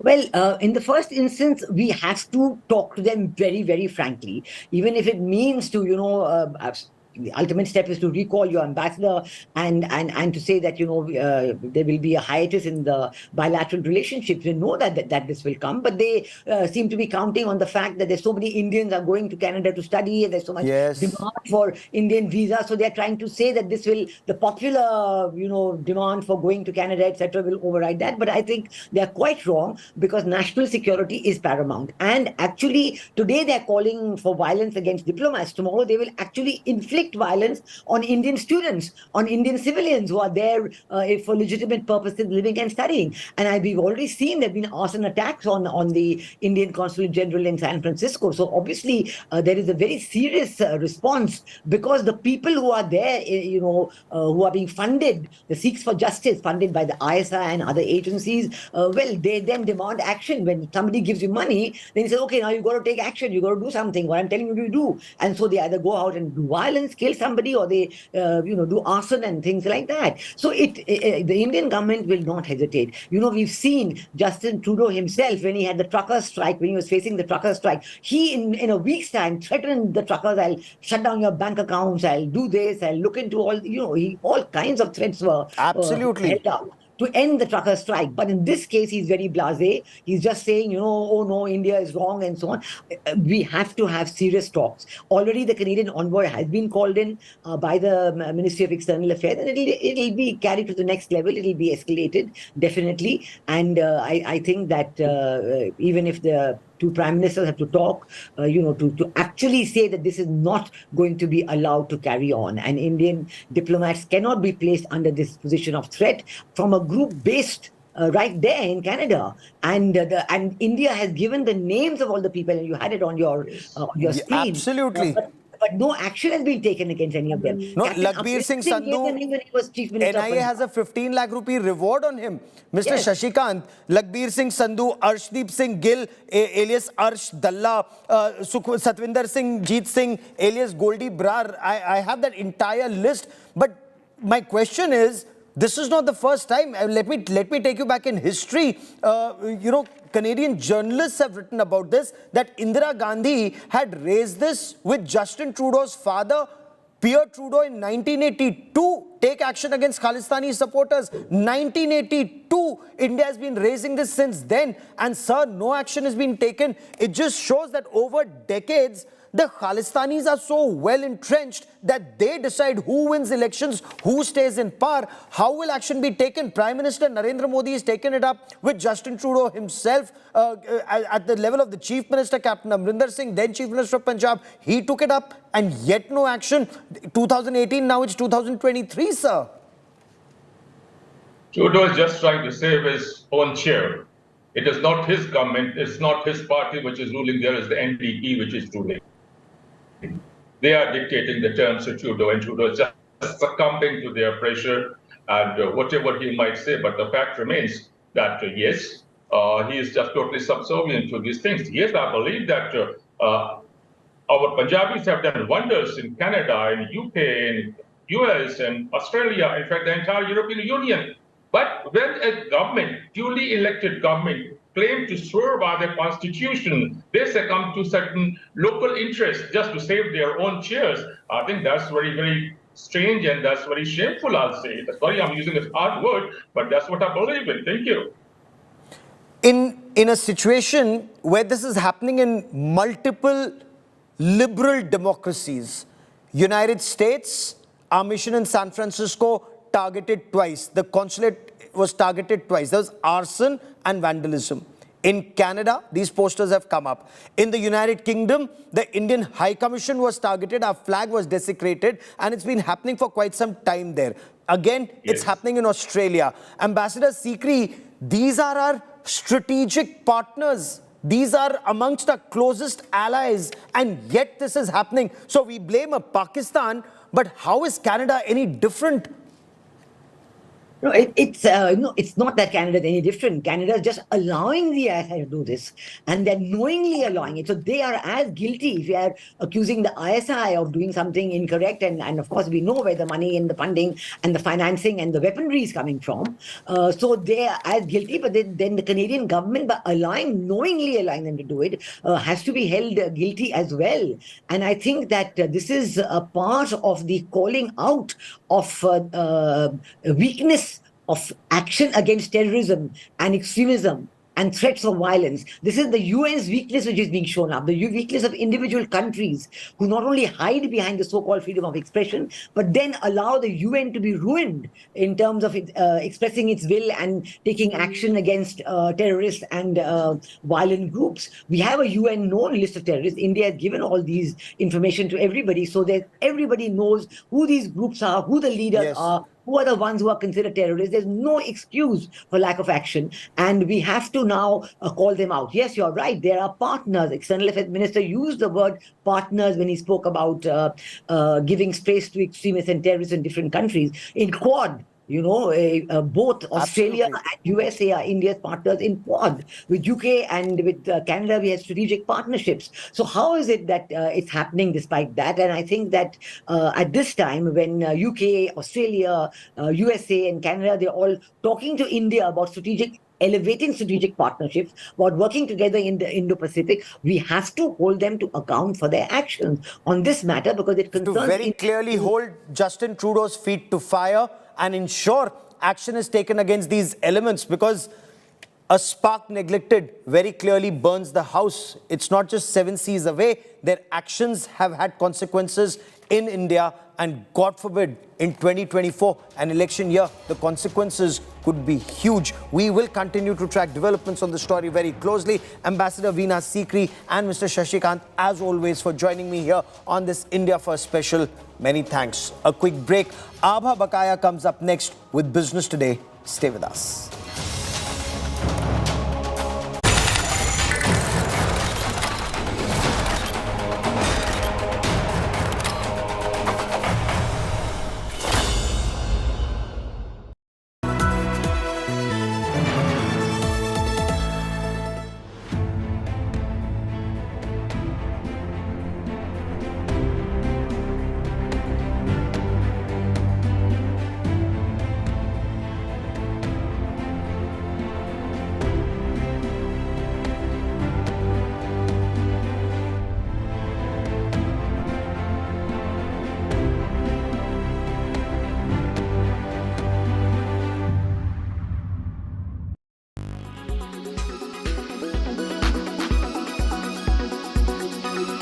I was just having a conversation with a very old-timer fund manager, mutual fund manager, and he said that the macro story for India is great, but valuations are still not compelling and not challenging, and quite challenging. Would you agree with that, or would you say that it's a good entry point for India now? Yeah, thank you, Dan. Thanks for having me here. Yeah, you actually are absolutely right. I would kind of echo the sentiments. I do believe that the macro story is looking very compelling for sure. Quite confident about 15% plus earnings growth, which is like one of the highest that we've seen, that we will be seeing in any of the major markets globally. So yeah, all that is looking quite well. But yeah, but valuations is definitely sticking out. When the markets corrected earlier in February or so, when the Nifty was at around 17,000, it was looking pretty interesting, but the markets have moved up pretty quickly, up about 10% or so from there. And yes, many stocks and sectors are looking expensive at this point in time. Yeah. There is a fear in certain quarters in the market that during the course of this year, we'll get another spike in volatility, and you may even get the market back to the kind of levels which you found interesting. Do you expect something like that? I know it cannot be predicted, events cannot be predicted, but is it a likelihood in your eyes? I think the event that will probably create volatility in the Indian markets will probably have to be a global event or an international event. I do not foresee too many negative or let's say big negative events for the Indian markets, which will be domestically sort of caused. My sense is that you will probably see, or you could probably see some volatility created by either some unexpected change, say in the Fed policy, or some other kind of dislocation that might happen in the capital markets globally, or something like that. But as far as the developments domestically go, to me it looks unlikely.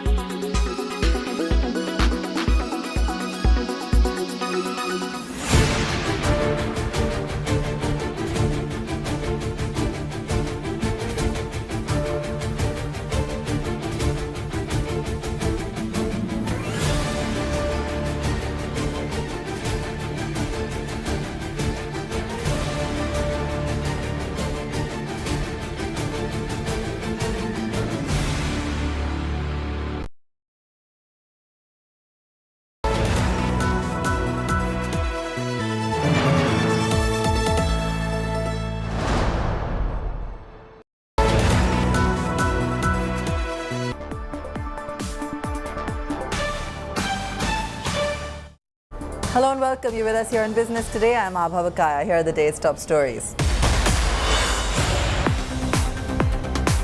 It's a world exclusive. Nothing CEO and OnePlus co-founder Carl Pei, in conversation with Business Today TV, says India is the most important strategic market for handset manufacturing. Nothing reveals he was an Apple fanboy, but they have become lazy of late.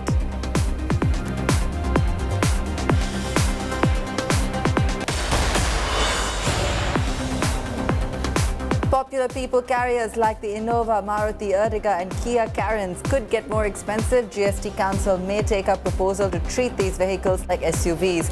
If passed, it would mean an additional 22% cess.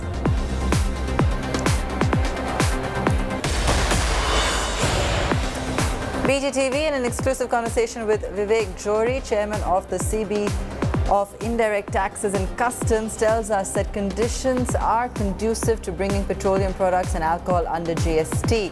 Also says we'll consider various steps to rationalize rates.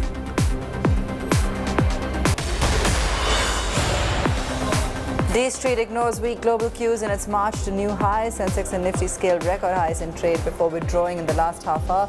Sustained foreign capital inflows keep sentiment bullish.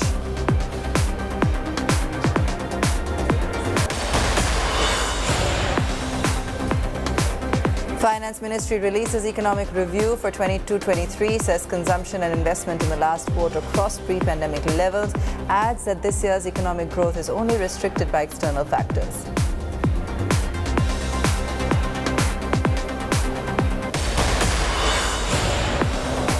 Huge response to Threads, the new Meta challenge to Twitter. Mark Zuckerberg boasts of 10 million signups in just 7 hours. The new platform allows users to post up to 500 characters.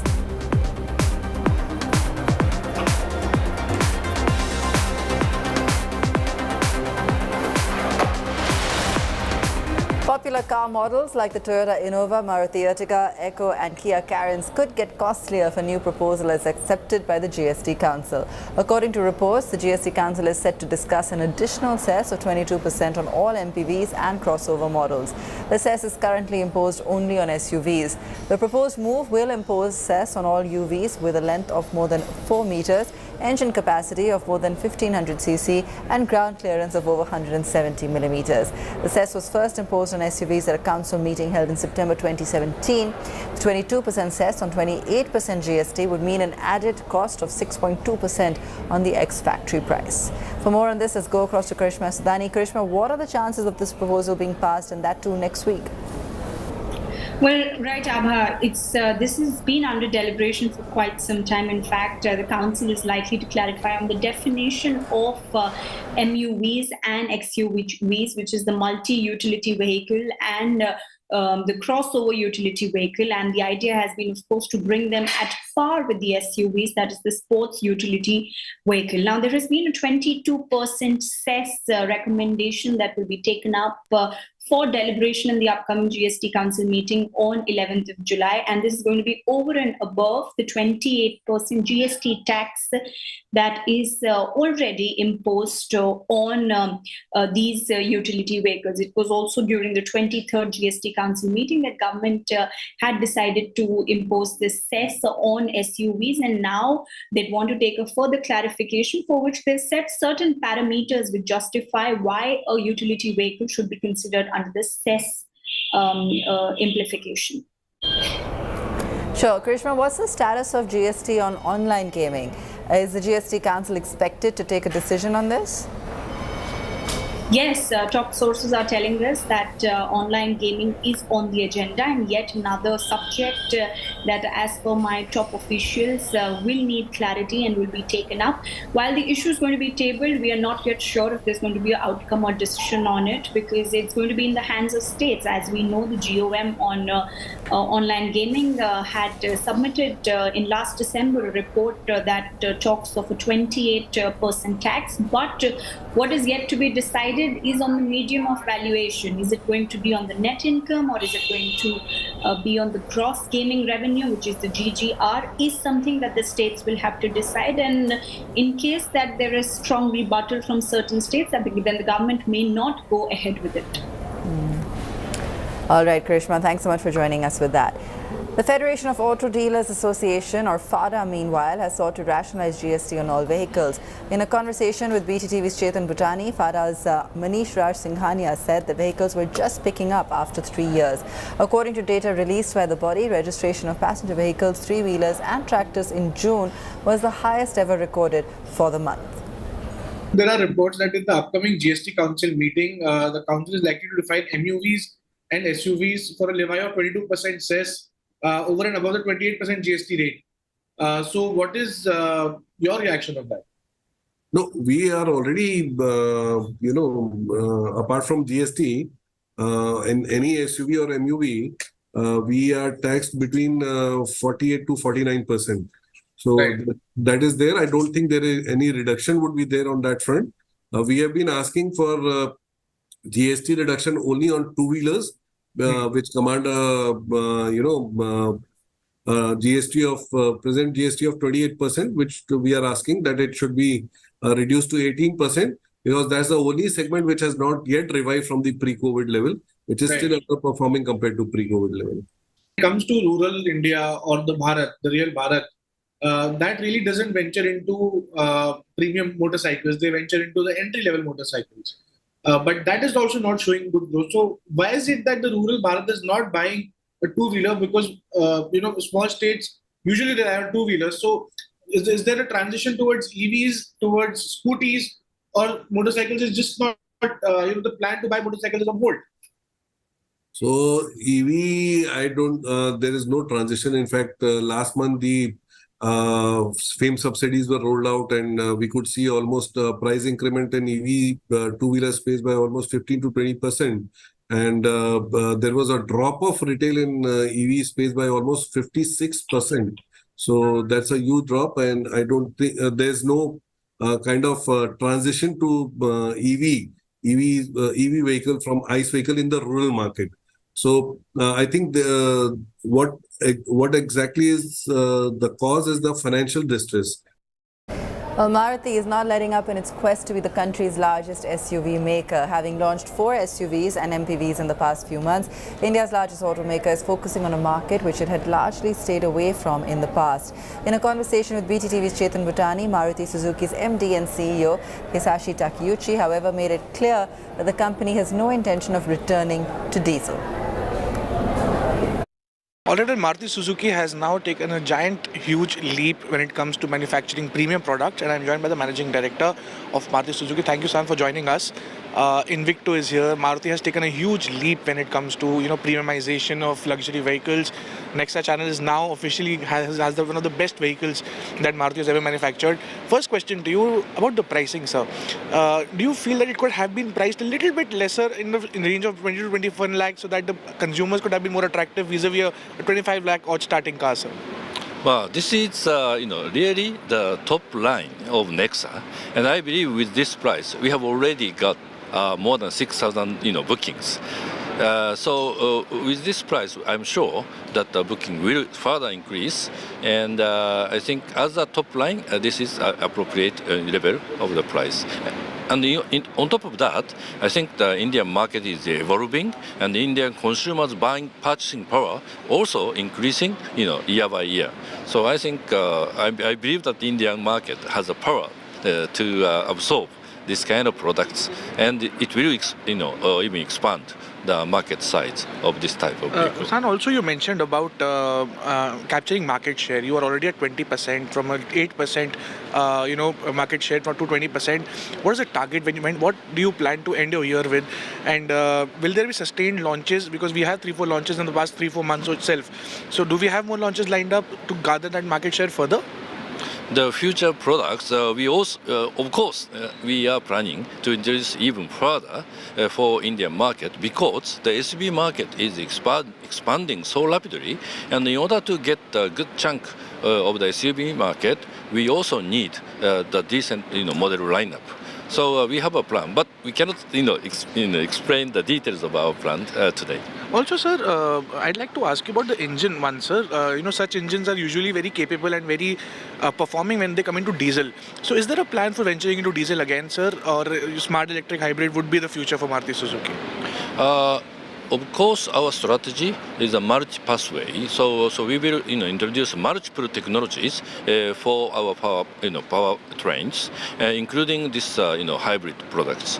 But as far as the diesel, we have no plan to introduce diesel into Indian market because of the several reasons, especially the, emission regulation for the future, which is only getting tougher and tougher, especially for the diesel engine.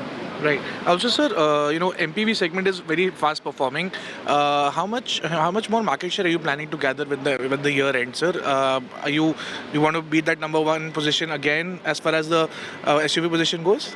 In the SUV market, as we explained, that we are targeting to become number 1 position in the SUV market, and the overall target we would like to go back to 50%, but this is a long term.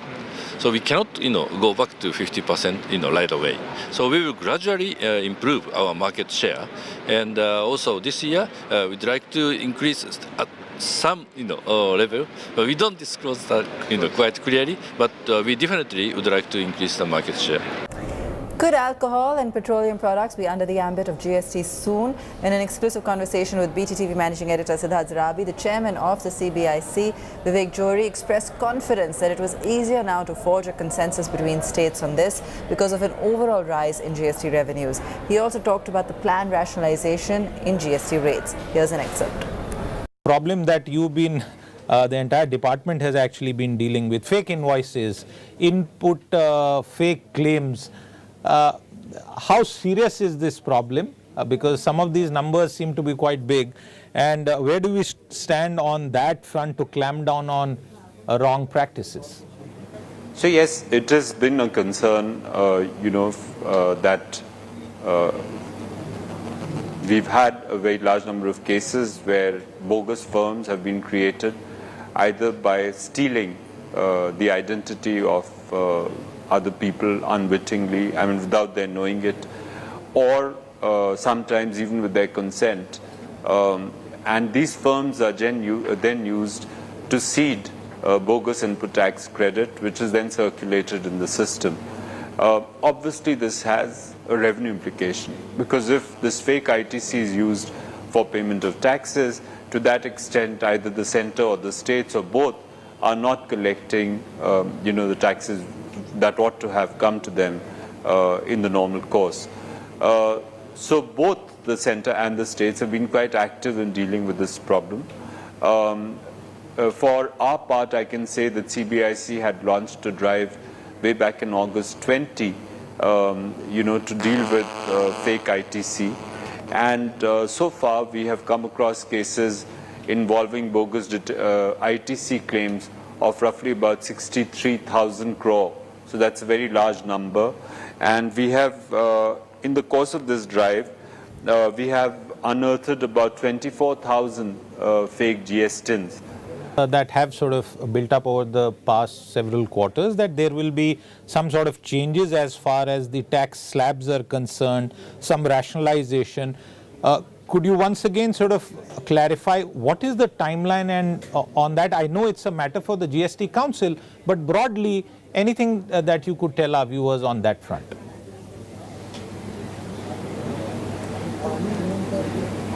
So, the group of ministers which was set up under the convenership of the Honorable Chief Minister of Karnataka at that time, Shri Bommai, was tasked with three things, if you recall.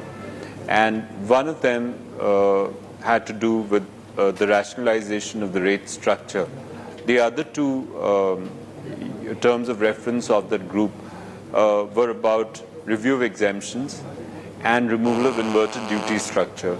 So if you recall, the GOM had given a very detailed report, although an interim one, on the last two aspects that I mentioned. So whether it was removal of exemptions or it was removal of inverted duty structure, the GOM has already pronounced its verdict, and it's made recommendations to rectify a very large number of inversions as well as removal of exemptions. Many of those decisions have already been implemented. Big ticket items that are still not part of what is called a one tax. Why is that so? And in the seventh year, at the beginning of the seventh year, should we be hopeful that a time will come when all the items that are currently excluded would also get brought under the GST? You see, the major sector which is out of GST for the time being, and it has been so ever since its inception, is petroleum. And the five petroleum products, namely diesel, petrol, natural gas, and a few others which I mentioned in the Constitution, are the only ones that are outside the GST net. The second item, of course, is alcohol. And as you're aware, there was some reluctance to include these within the GST ambit right from the word go, because of the huge revenue dependence on these commodities by the states as well as by the center. So now that the revenue position from GST is becoming more comfortable, I see that over a period of time, it would be easier to forge a consensus among the states to incorporate these items within the GST ambit as well. Let's take a very quick break. When we return, an exclusive conversation with the CEO of Nothing, Carl Pei.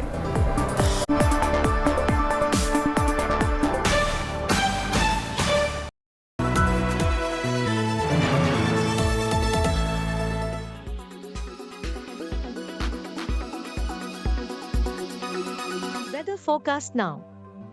Delhi, maximum 36 and minimum 26 degrees. Mumbai, maximum 28 and minimum 24 degrees. Kolkata, maximum 34 and minimum 26 degrees. Bangalore, maximum 25 and minimum 19 degrees. Chennai, maximum 33 and minimum 26 degrees. Hyderabad, maximum 29 and minimum 23 degrees.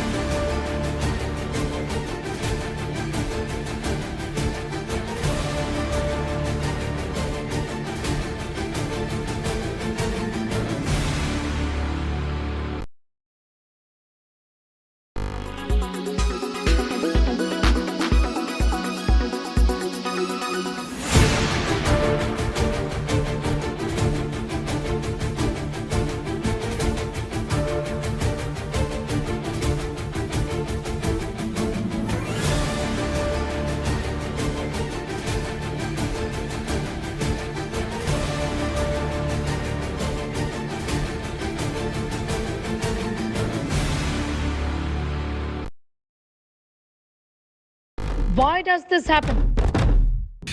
Let me tell you the science behind it.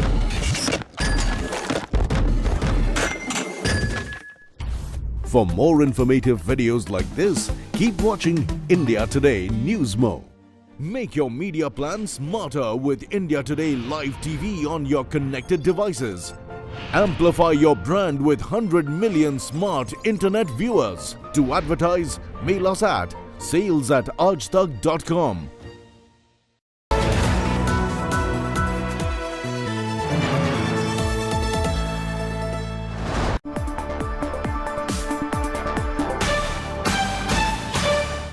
Welcome back. It's a young mobile brand which has challenged some of the best in the business. Now in this era of global slowdown, nothing is placing its bets on India. Business Today TV's tech editor Ayush Alwadi caught up with 33-year-old Carl Pei, the Chinese-Swedish entrepreneur who co-founded OnePlus 10 years ago and left it 3 years ago to satisfy his entrepreneurial streak with nothing.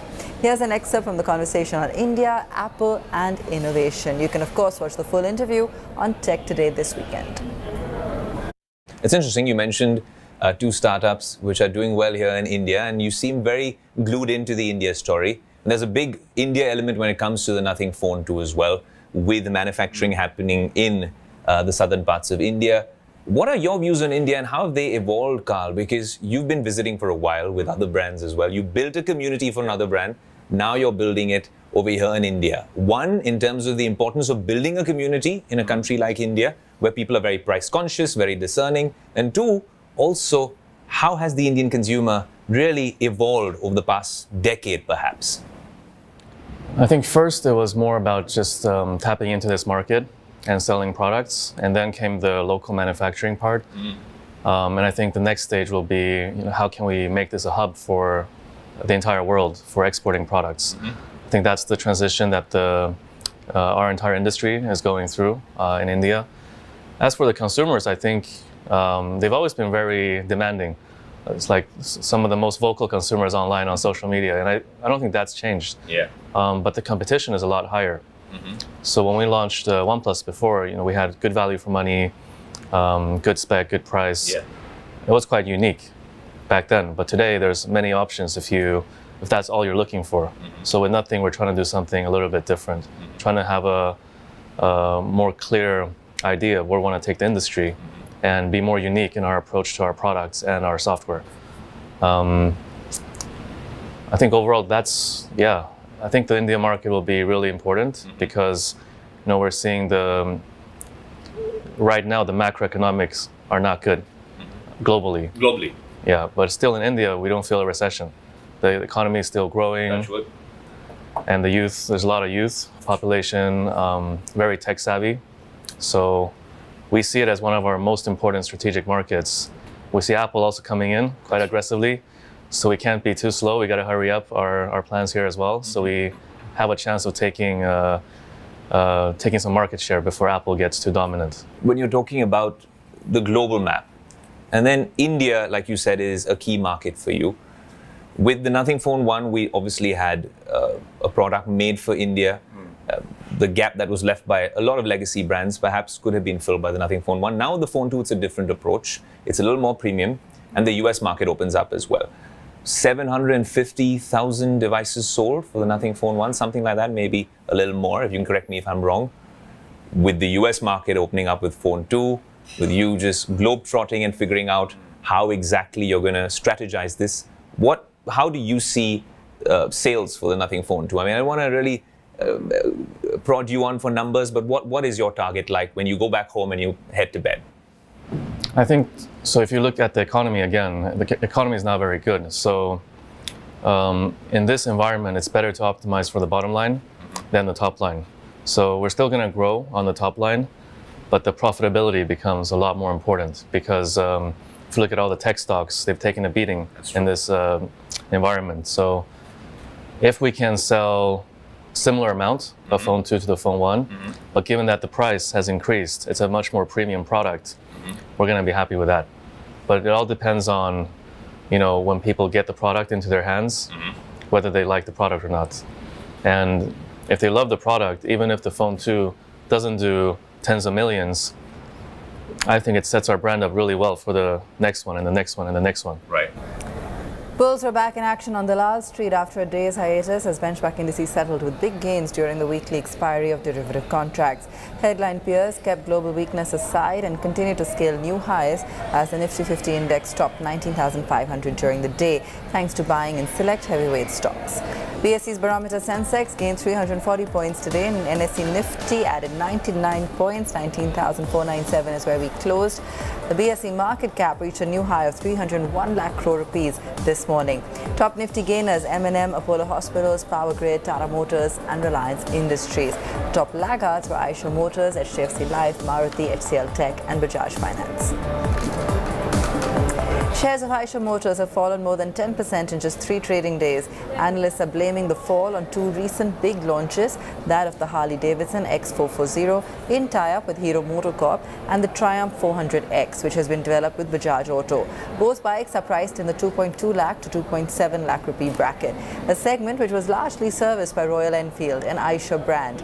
The aggressive pricing of the new bikes could threaten Enfield's monopoly in the above 250cc segment. The day the Harley X440 was launched, Eicher fell 6.3%, and the next day the Triumph 400X was launched and Eicher fell 2.7%. Today the stock was under pressure again, bringing the total fall in 3 days to 11.1%. That's all we could pack in on the show tonight. Thanks so much for watching.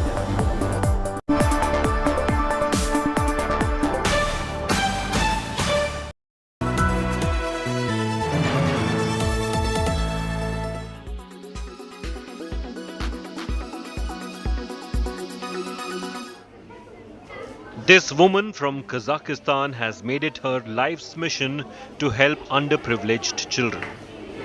Anna started an NGO during COVID-19 to educate children in Jaipur who can't afford going to school. Anna's NGO called Indian Women Impact has been at it for 3 years now, changing the lives of so many children for the better. Acting as a bridge for children from less privileged families. She offers quality coaching alongside her team of committed teachers. The children, those who live in Basti, they go to a government school and they come here for study to get extra knowledge. My parents live in a Basti and they cannot afford expensive course and school for me and my brother and sister. So sir, we come here and study all of those subjects. Recently, some of the NGO students from disadvantaged backgrounds also performed a French play at the famed National School of Drama in Delhi. Anna and her husband, who is a doctor, use all of their earnings to try to maintain the NGO. It's been 3 years as we have been running this NGO, Indian Women Impact, and the entire concept is to provide the quality, world-class education to the children from underprivileged backgrounds. And the dream we have is to create the school that can accommodate 5,000 students from such backgrounds, where we can compete with a world-class education. That's the dream. At this Jaipur-based NGO, students from different backgrounds come together to get an opportunity to achieve all these dreams.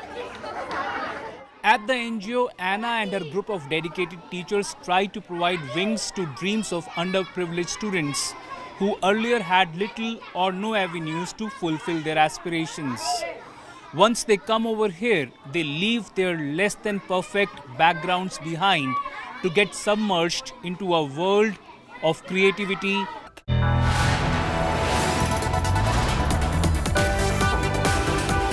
You are watching India Today.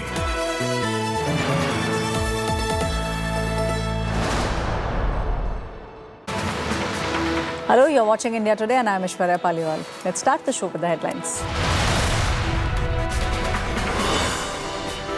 Fight for the real NCP escalates. Sharad Pawar expels nephew Ajit Pawar and the other rebels from the party. He declares himself as the real NCP president. Ajit Pawar calls the meeting in the national capital illegal.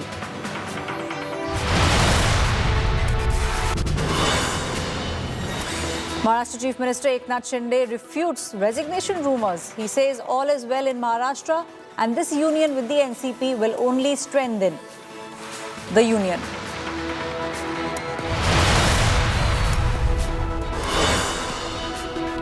Madhya Pradesh Chief washes the feet of the victim who was urinated upon by a BJP youth worker.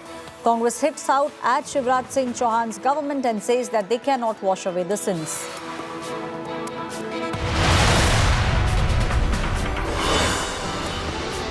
Chief Minister of the state of Tamil Nadu, M.K. Stalin, reiterates the stand on UCC.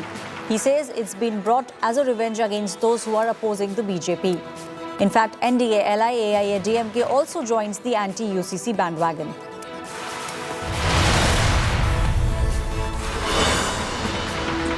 India's moon mission Chandrayaan-3 is all set to be launched on the 14th of July. There will be an attempt for a soft landing on the moon by delivering a lander and also a rover onto the lunar surface.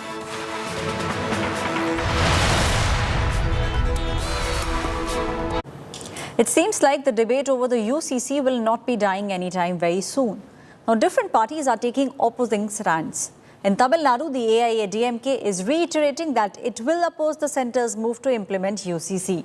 The party's chief, E. Palaniswamy, has in fact recalled that his party has taken a very clear stand on the issue in the party's manifesto ahead of the big 2019 Lok Sabha elections. Watch this detailed story to understand where the political parties are standing as far as UCC is concerned. आजकल हम देख रहे हैं कि uniform civil code के नाम पर ऐसे लोगों को भड़काने का काम हो रहा है। आप मुझे बताइए, एक घर में परिवार के एक सदस्य के लिए एक कानून हो, परिवार के दूसरे सदस्य के लिए दूसरा कानून हो, तो क्या वो घर चल पाएगा क्या? कभी भी चल पाएगा क्या? Ever since Prime Minister Modi has made his big UCC pitch, politics over it has only snowballed. With opposition already divided over implementation of Uniform Civil Code, latest to dissent is BJP's own ally, AIA-DMK.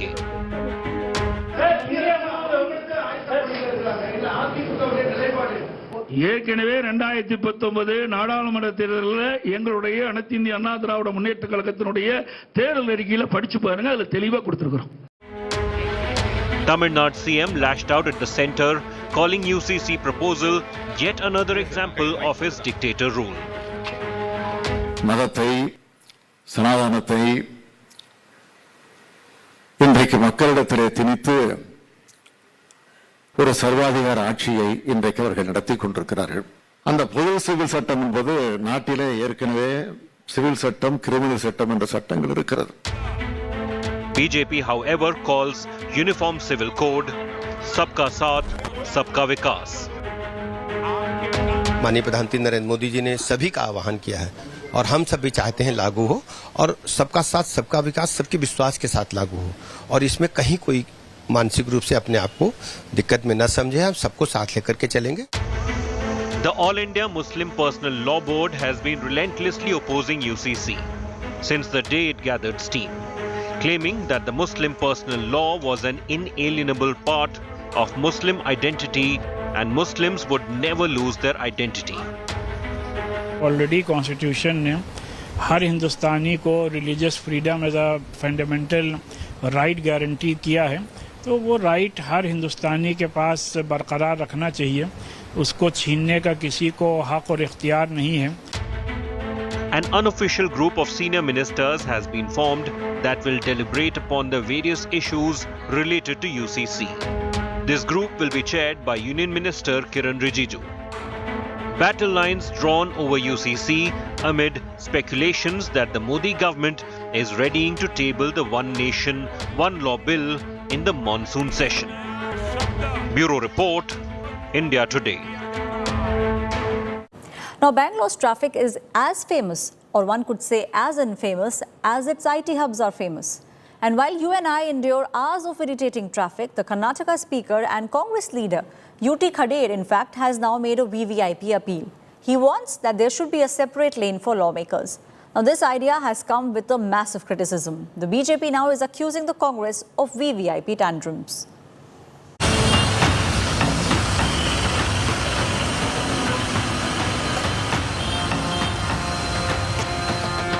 India's Silicon Valley and Karnataka's capital, Bengaluru, is a crumbling mess. The IT city is plagued by traffic jams, frequent waterlogging, potholed roads. The list of woes is long and has been begging attention for years now. But Karnataka's politicians have bigger concerns to address, like how to get through a highway toll plaza in comfort.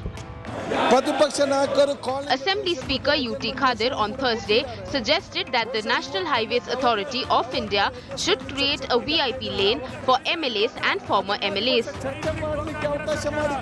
Seniors ex-MLA told in the NHA guidelines policy, where they have got already emergency and representative lane is there. In that MLAs and other names are specified. Ex-MLAs are not specified. We are also respect and dignified and and aged also. So for us also you should consider the request. Demand for a VIP lane for MLAs and former MLAs came after Congress MLA PM Narendra Swamy claimed harassment at a toll plaza. Pass is issued. It is not for everyone. Pass is issued to the elected representatives only.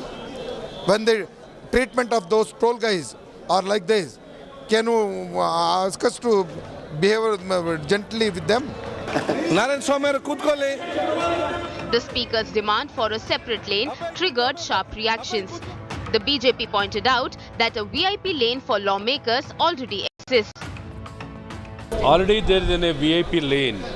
Already there is a VIP line. Who should be allowed in that VIP lane is important. Probably in this direction, the ambulance and the VIP line has been already created.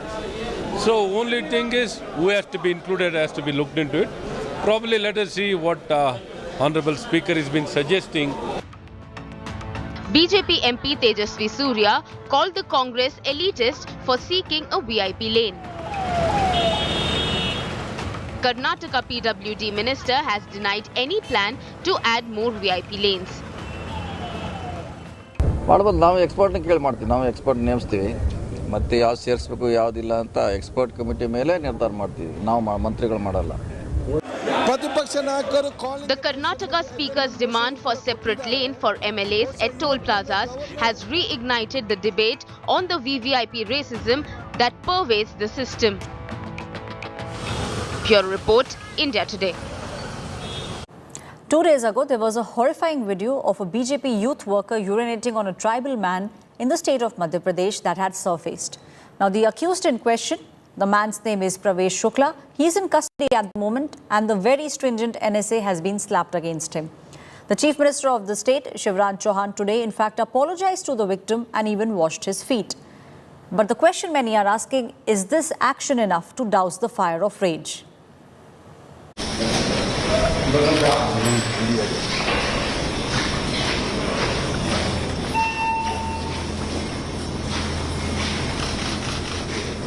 Madhya Pradesh CM Shivraj Singh Chauhan trying to douse the fire sparked by urine gate horror. Dashmat, the tribal labourer on whom a BJP youth wing leader urinated on, was called to the CM's house on Thursday. Chauhan squatted on a low stool, made Dashmat sit on the chair, and then proceeded to wash his feet.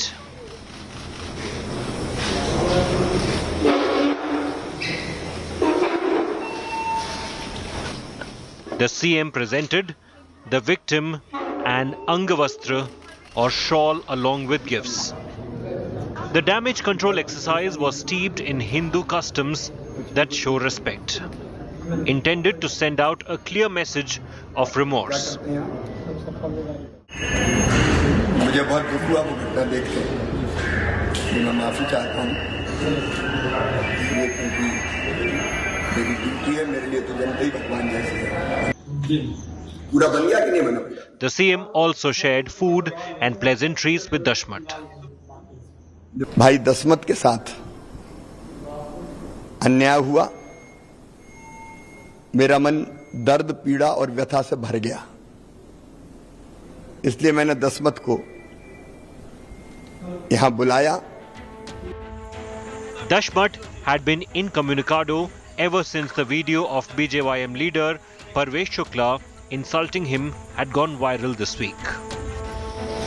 His family, relieved to see Dashmat at the CM's residence, rued missing the chance to meet the CM. यहाँ लाई गए अपना के पति के वहाँ भोपाल मुख्यमंत्री से मिला हुआ यहाँ का अपना से कहीं नहीं मिलवाई तब है बतीवत हम मार के लाई गए ऐसा नहीं जैसे वहाँ मिलावे लेकिन तैसे हमारे लग रही है तो मिलवा रहते हमारा मन रहा हम चले जी तो मंत्री के लगे मिले हमारे बच्चे चले जाते। Angry scenes unfolded at Dashmat's house when BJP MLA Kedarnath Shukla, who is allegedly close to the accused Parvesh Shukla, came calling. He was shown slippers by the protesting women. आपसे इसका कोई संबंध नहीं है? नहीं, संबंध देखिए, मैं उस क्षेत्र का विधायक हूँ जी, उस क्षेत्र के सभी मतदाताओं से मेरा संपर्क है जी, सभी से संबंध है, लेकिन इस तरह की घटना की मैं निंदा करता हूँ। यह घटना शर्मसार करने वाली है, ये घटना गलत है जी। The Congress dismissed CM Chauhan's attempt at penance as a political stunt. क्या सत्ता का नशा इस कदर भारतीय जनता पार्टी के नेताओं पर चढ़ गया है कि वे इंसान को इंसान नहीं समझ रहे? Parvesh Shukla, who urinated on Dashmat, is currently in jail. The authorities had demolished illegal portions of his residence on Wednesday after the video became public. The shocking urine gate video surfaced just 4 days after Prime Minister Narendra Modi visited Shahdol, which is not very far off from Sidi where this incident occurred. The BJP is trying to woo tribal communities ahead of the state elections which are due by the end of this year, and this episode has hugely embarrassed the party. With Vijay Irshad Khan in Bhopal, Hemendra Sharma for India Today. There's utter shock and outrage in India over Canadian Prime Minister Justin Trudeau trying to pass off a tableau depicting the assassination of Indira Gandhi, the then Prime Minister of India, under the garb of freedom of expression. In fact, there have been Khalistani posters which say "Kill India," which have photographs of Indian diplomats that have been posted across Canada. The big question now is this acceptable in a country that calls itself a liberal democracy, or is this just pure vote bank politics which is being given the cover of free speech? Kill India rallies. Bid to set consulates on fire. Threats to diplomats.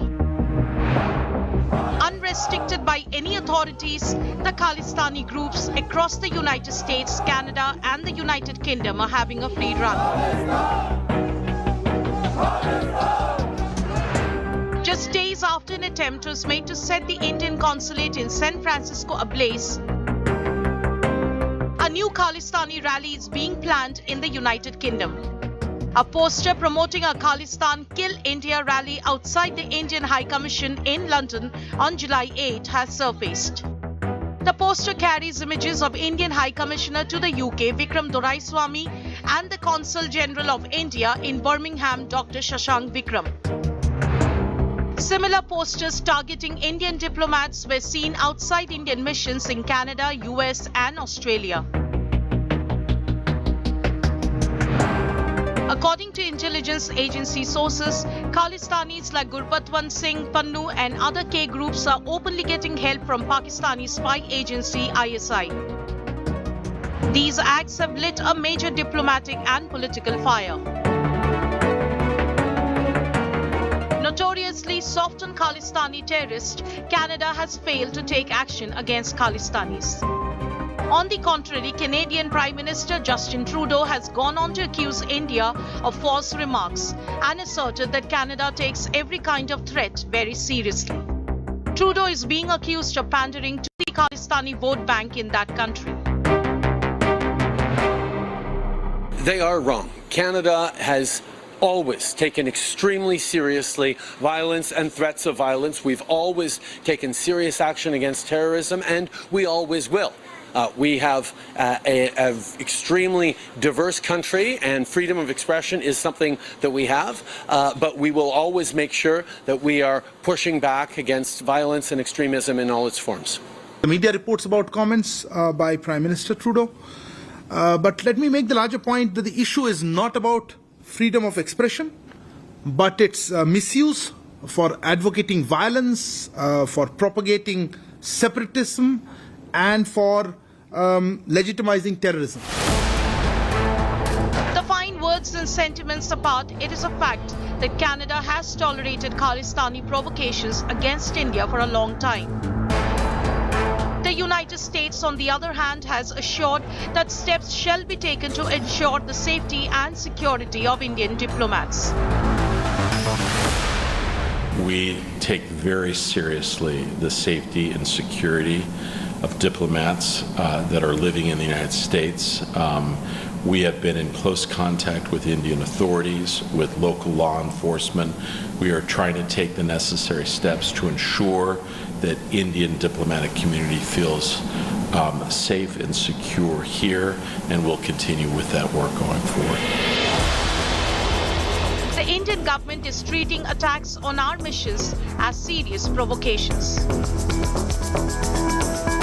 हमने उनको request की है कि वो उनको खालिस्तानियों को space न दे, क्योंकि उनकी सोच जो है ये रेडिकल एक्सट्रीमिस्ट विचारधारा जो है वो ना हमारे लिए अच्छा है, ना उनके लिए है, ना हमारे रिश्तों के लिए।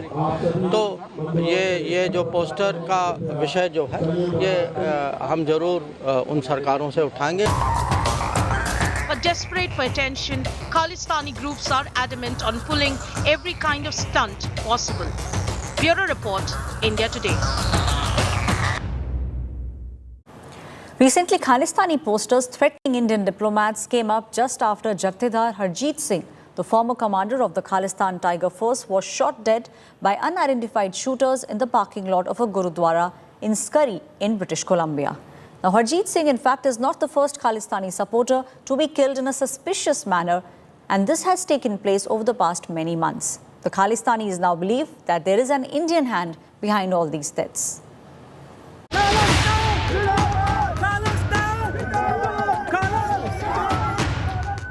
A Kill India poster in Canada. Poster puts out pictures of India's High Commissioner Sanjay Kumar Verma and Consul General Apurva Srivastav. The Khalistan Freedom Rally poster paints a target on top Indian diplomats in Canada, calling them killers of dreaded Khalistan terror backer and wanted terror accused Jathedar Harjeet Singh Nijjar. Jathedar Nijjar was on the National Investigation Agency's wanted list for terror attacks on Hindus in Punjab, carried a reward of rupees 10 lakhs on his head. The Ministry of External Affairs reached out to Canada to ensure safety of Indian diplomats in Canada. Dr. S. Jaishankar, Minister of External Affairs, made it clear that the issue would affect India's relations with Canada. हमारे जो partner देश जो हैं, जैसे Canada है, America है, UK है, Australia है, जहां कभी-कभी खालिस्तानी एक्टिविटीज़ होती हैं, हमने उनको रिक्वेस्ट की है कि वो उनको खालिस्तानियों को स्पेस न दें, क्योंकि उनकी सोच जो है ये रेडिकल एक्सट्रीमिस्ट विचारधारा जो है वो ना हमारे लिए अच्छा है, ना उनके लिए है, ना हमारे रिश्तों के लिए है। Jathedar Harjeet Singh Nijjar, the former commander of Khalistan Tiger Force, was shot dead by unidentified shooters in the parking lot of a Gurudwara in Surrey, British Columbia on the 18th of June. The police are on a lookout for the shooters. The poster, viral on social media platforms, talks of a freedom rally to the Indian. Canada has sadly emerged as a major base for Khalistan supporters, and the government stands accused of inaction against terror supporters. Dr. Jaishankar had recently accused the Justin Trudeau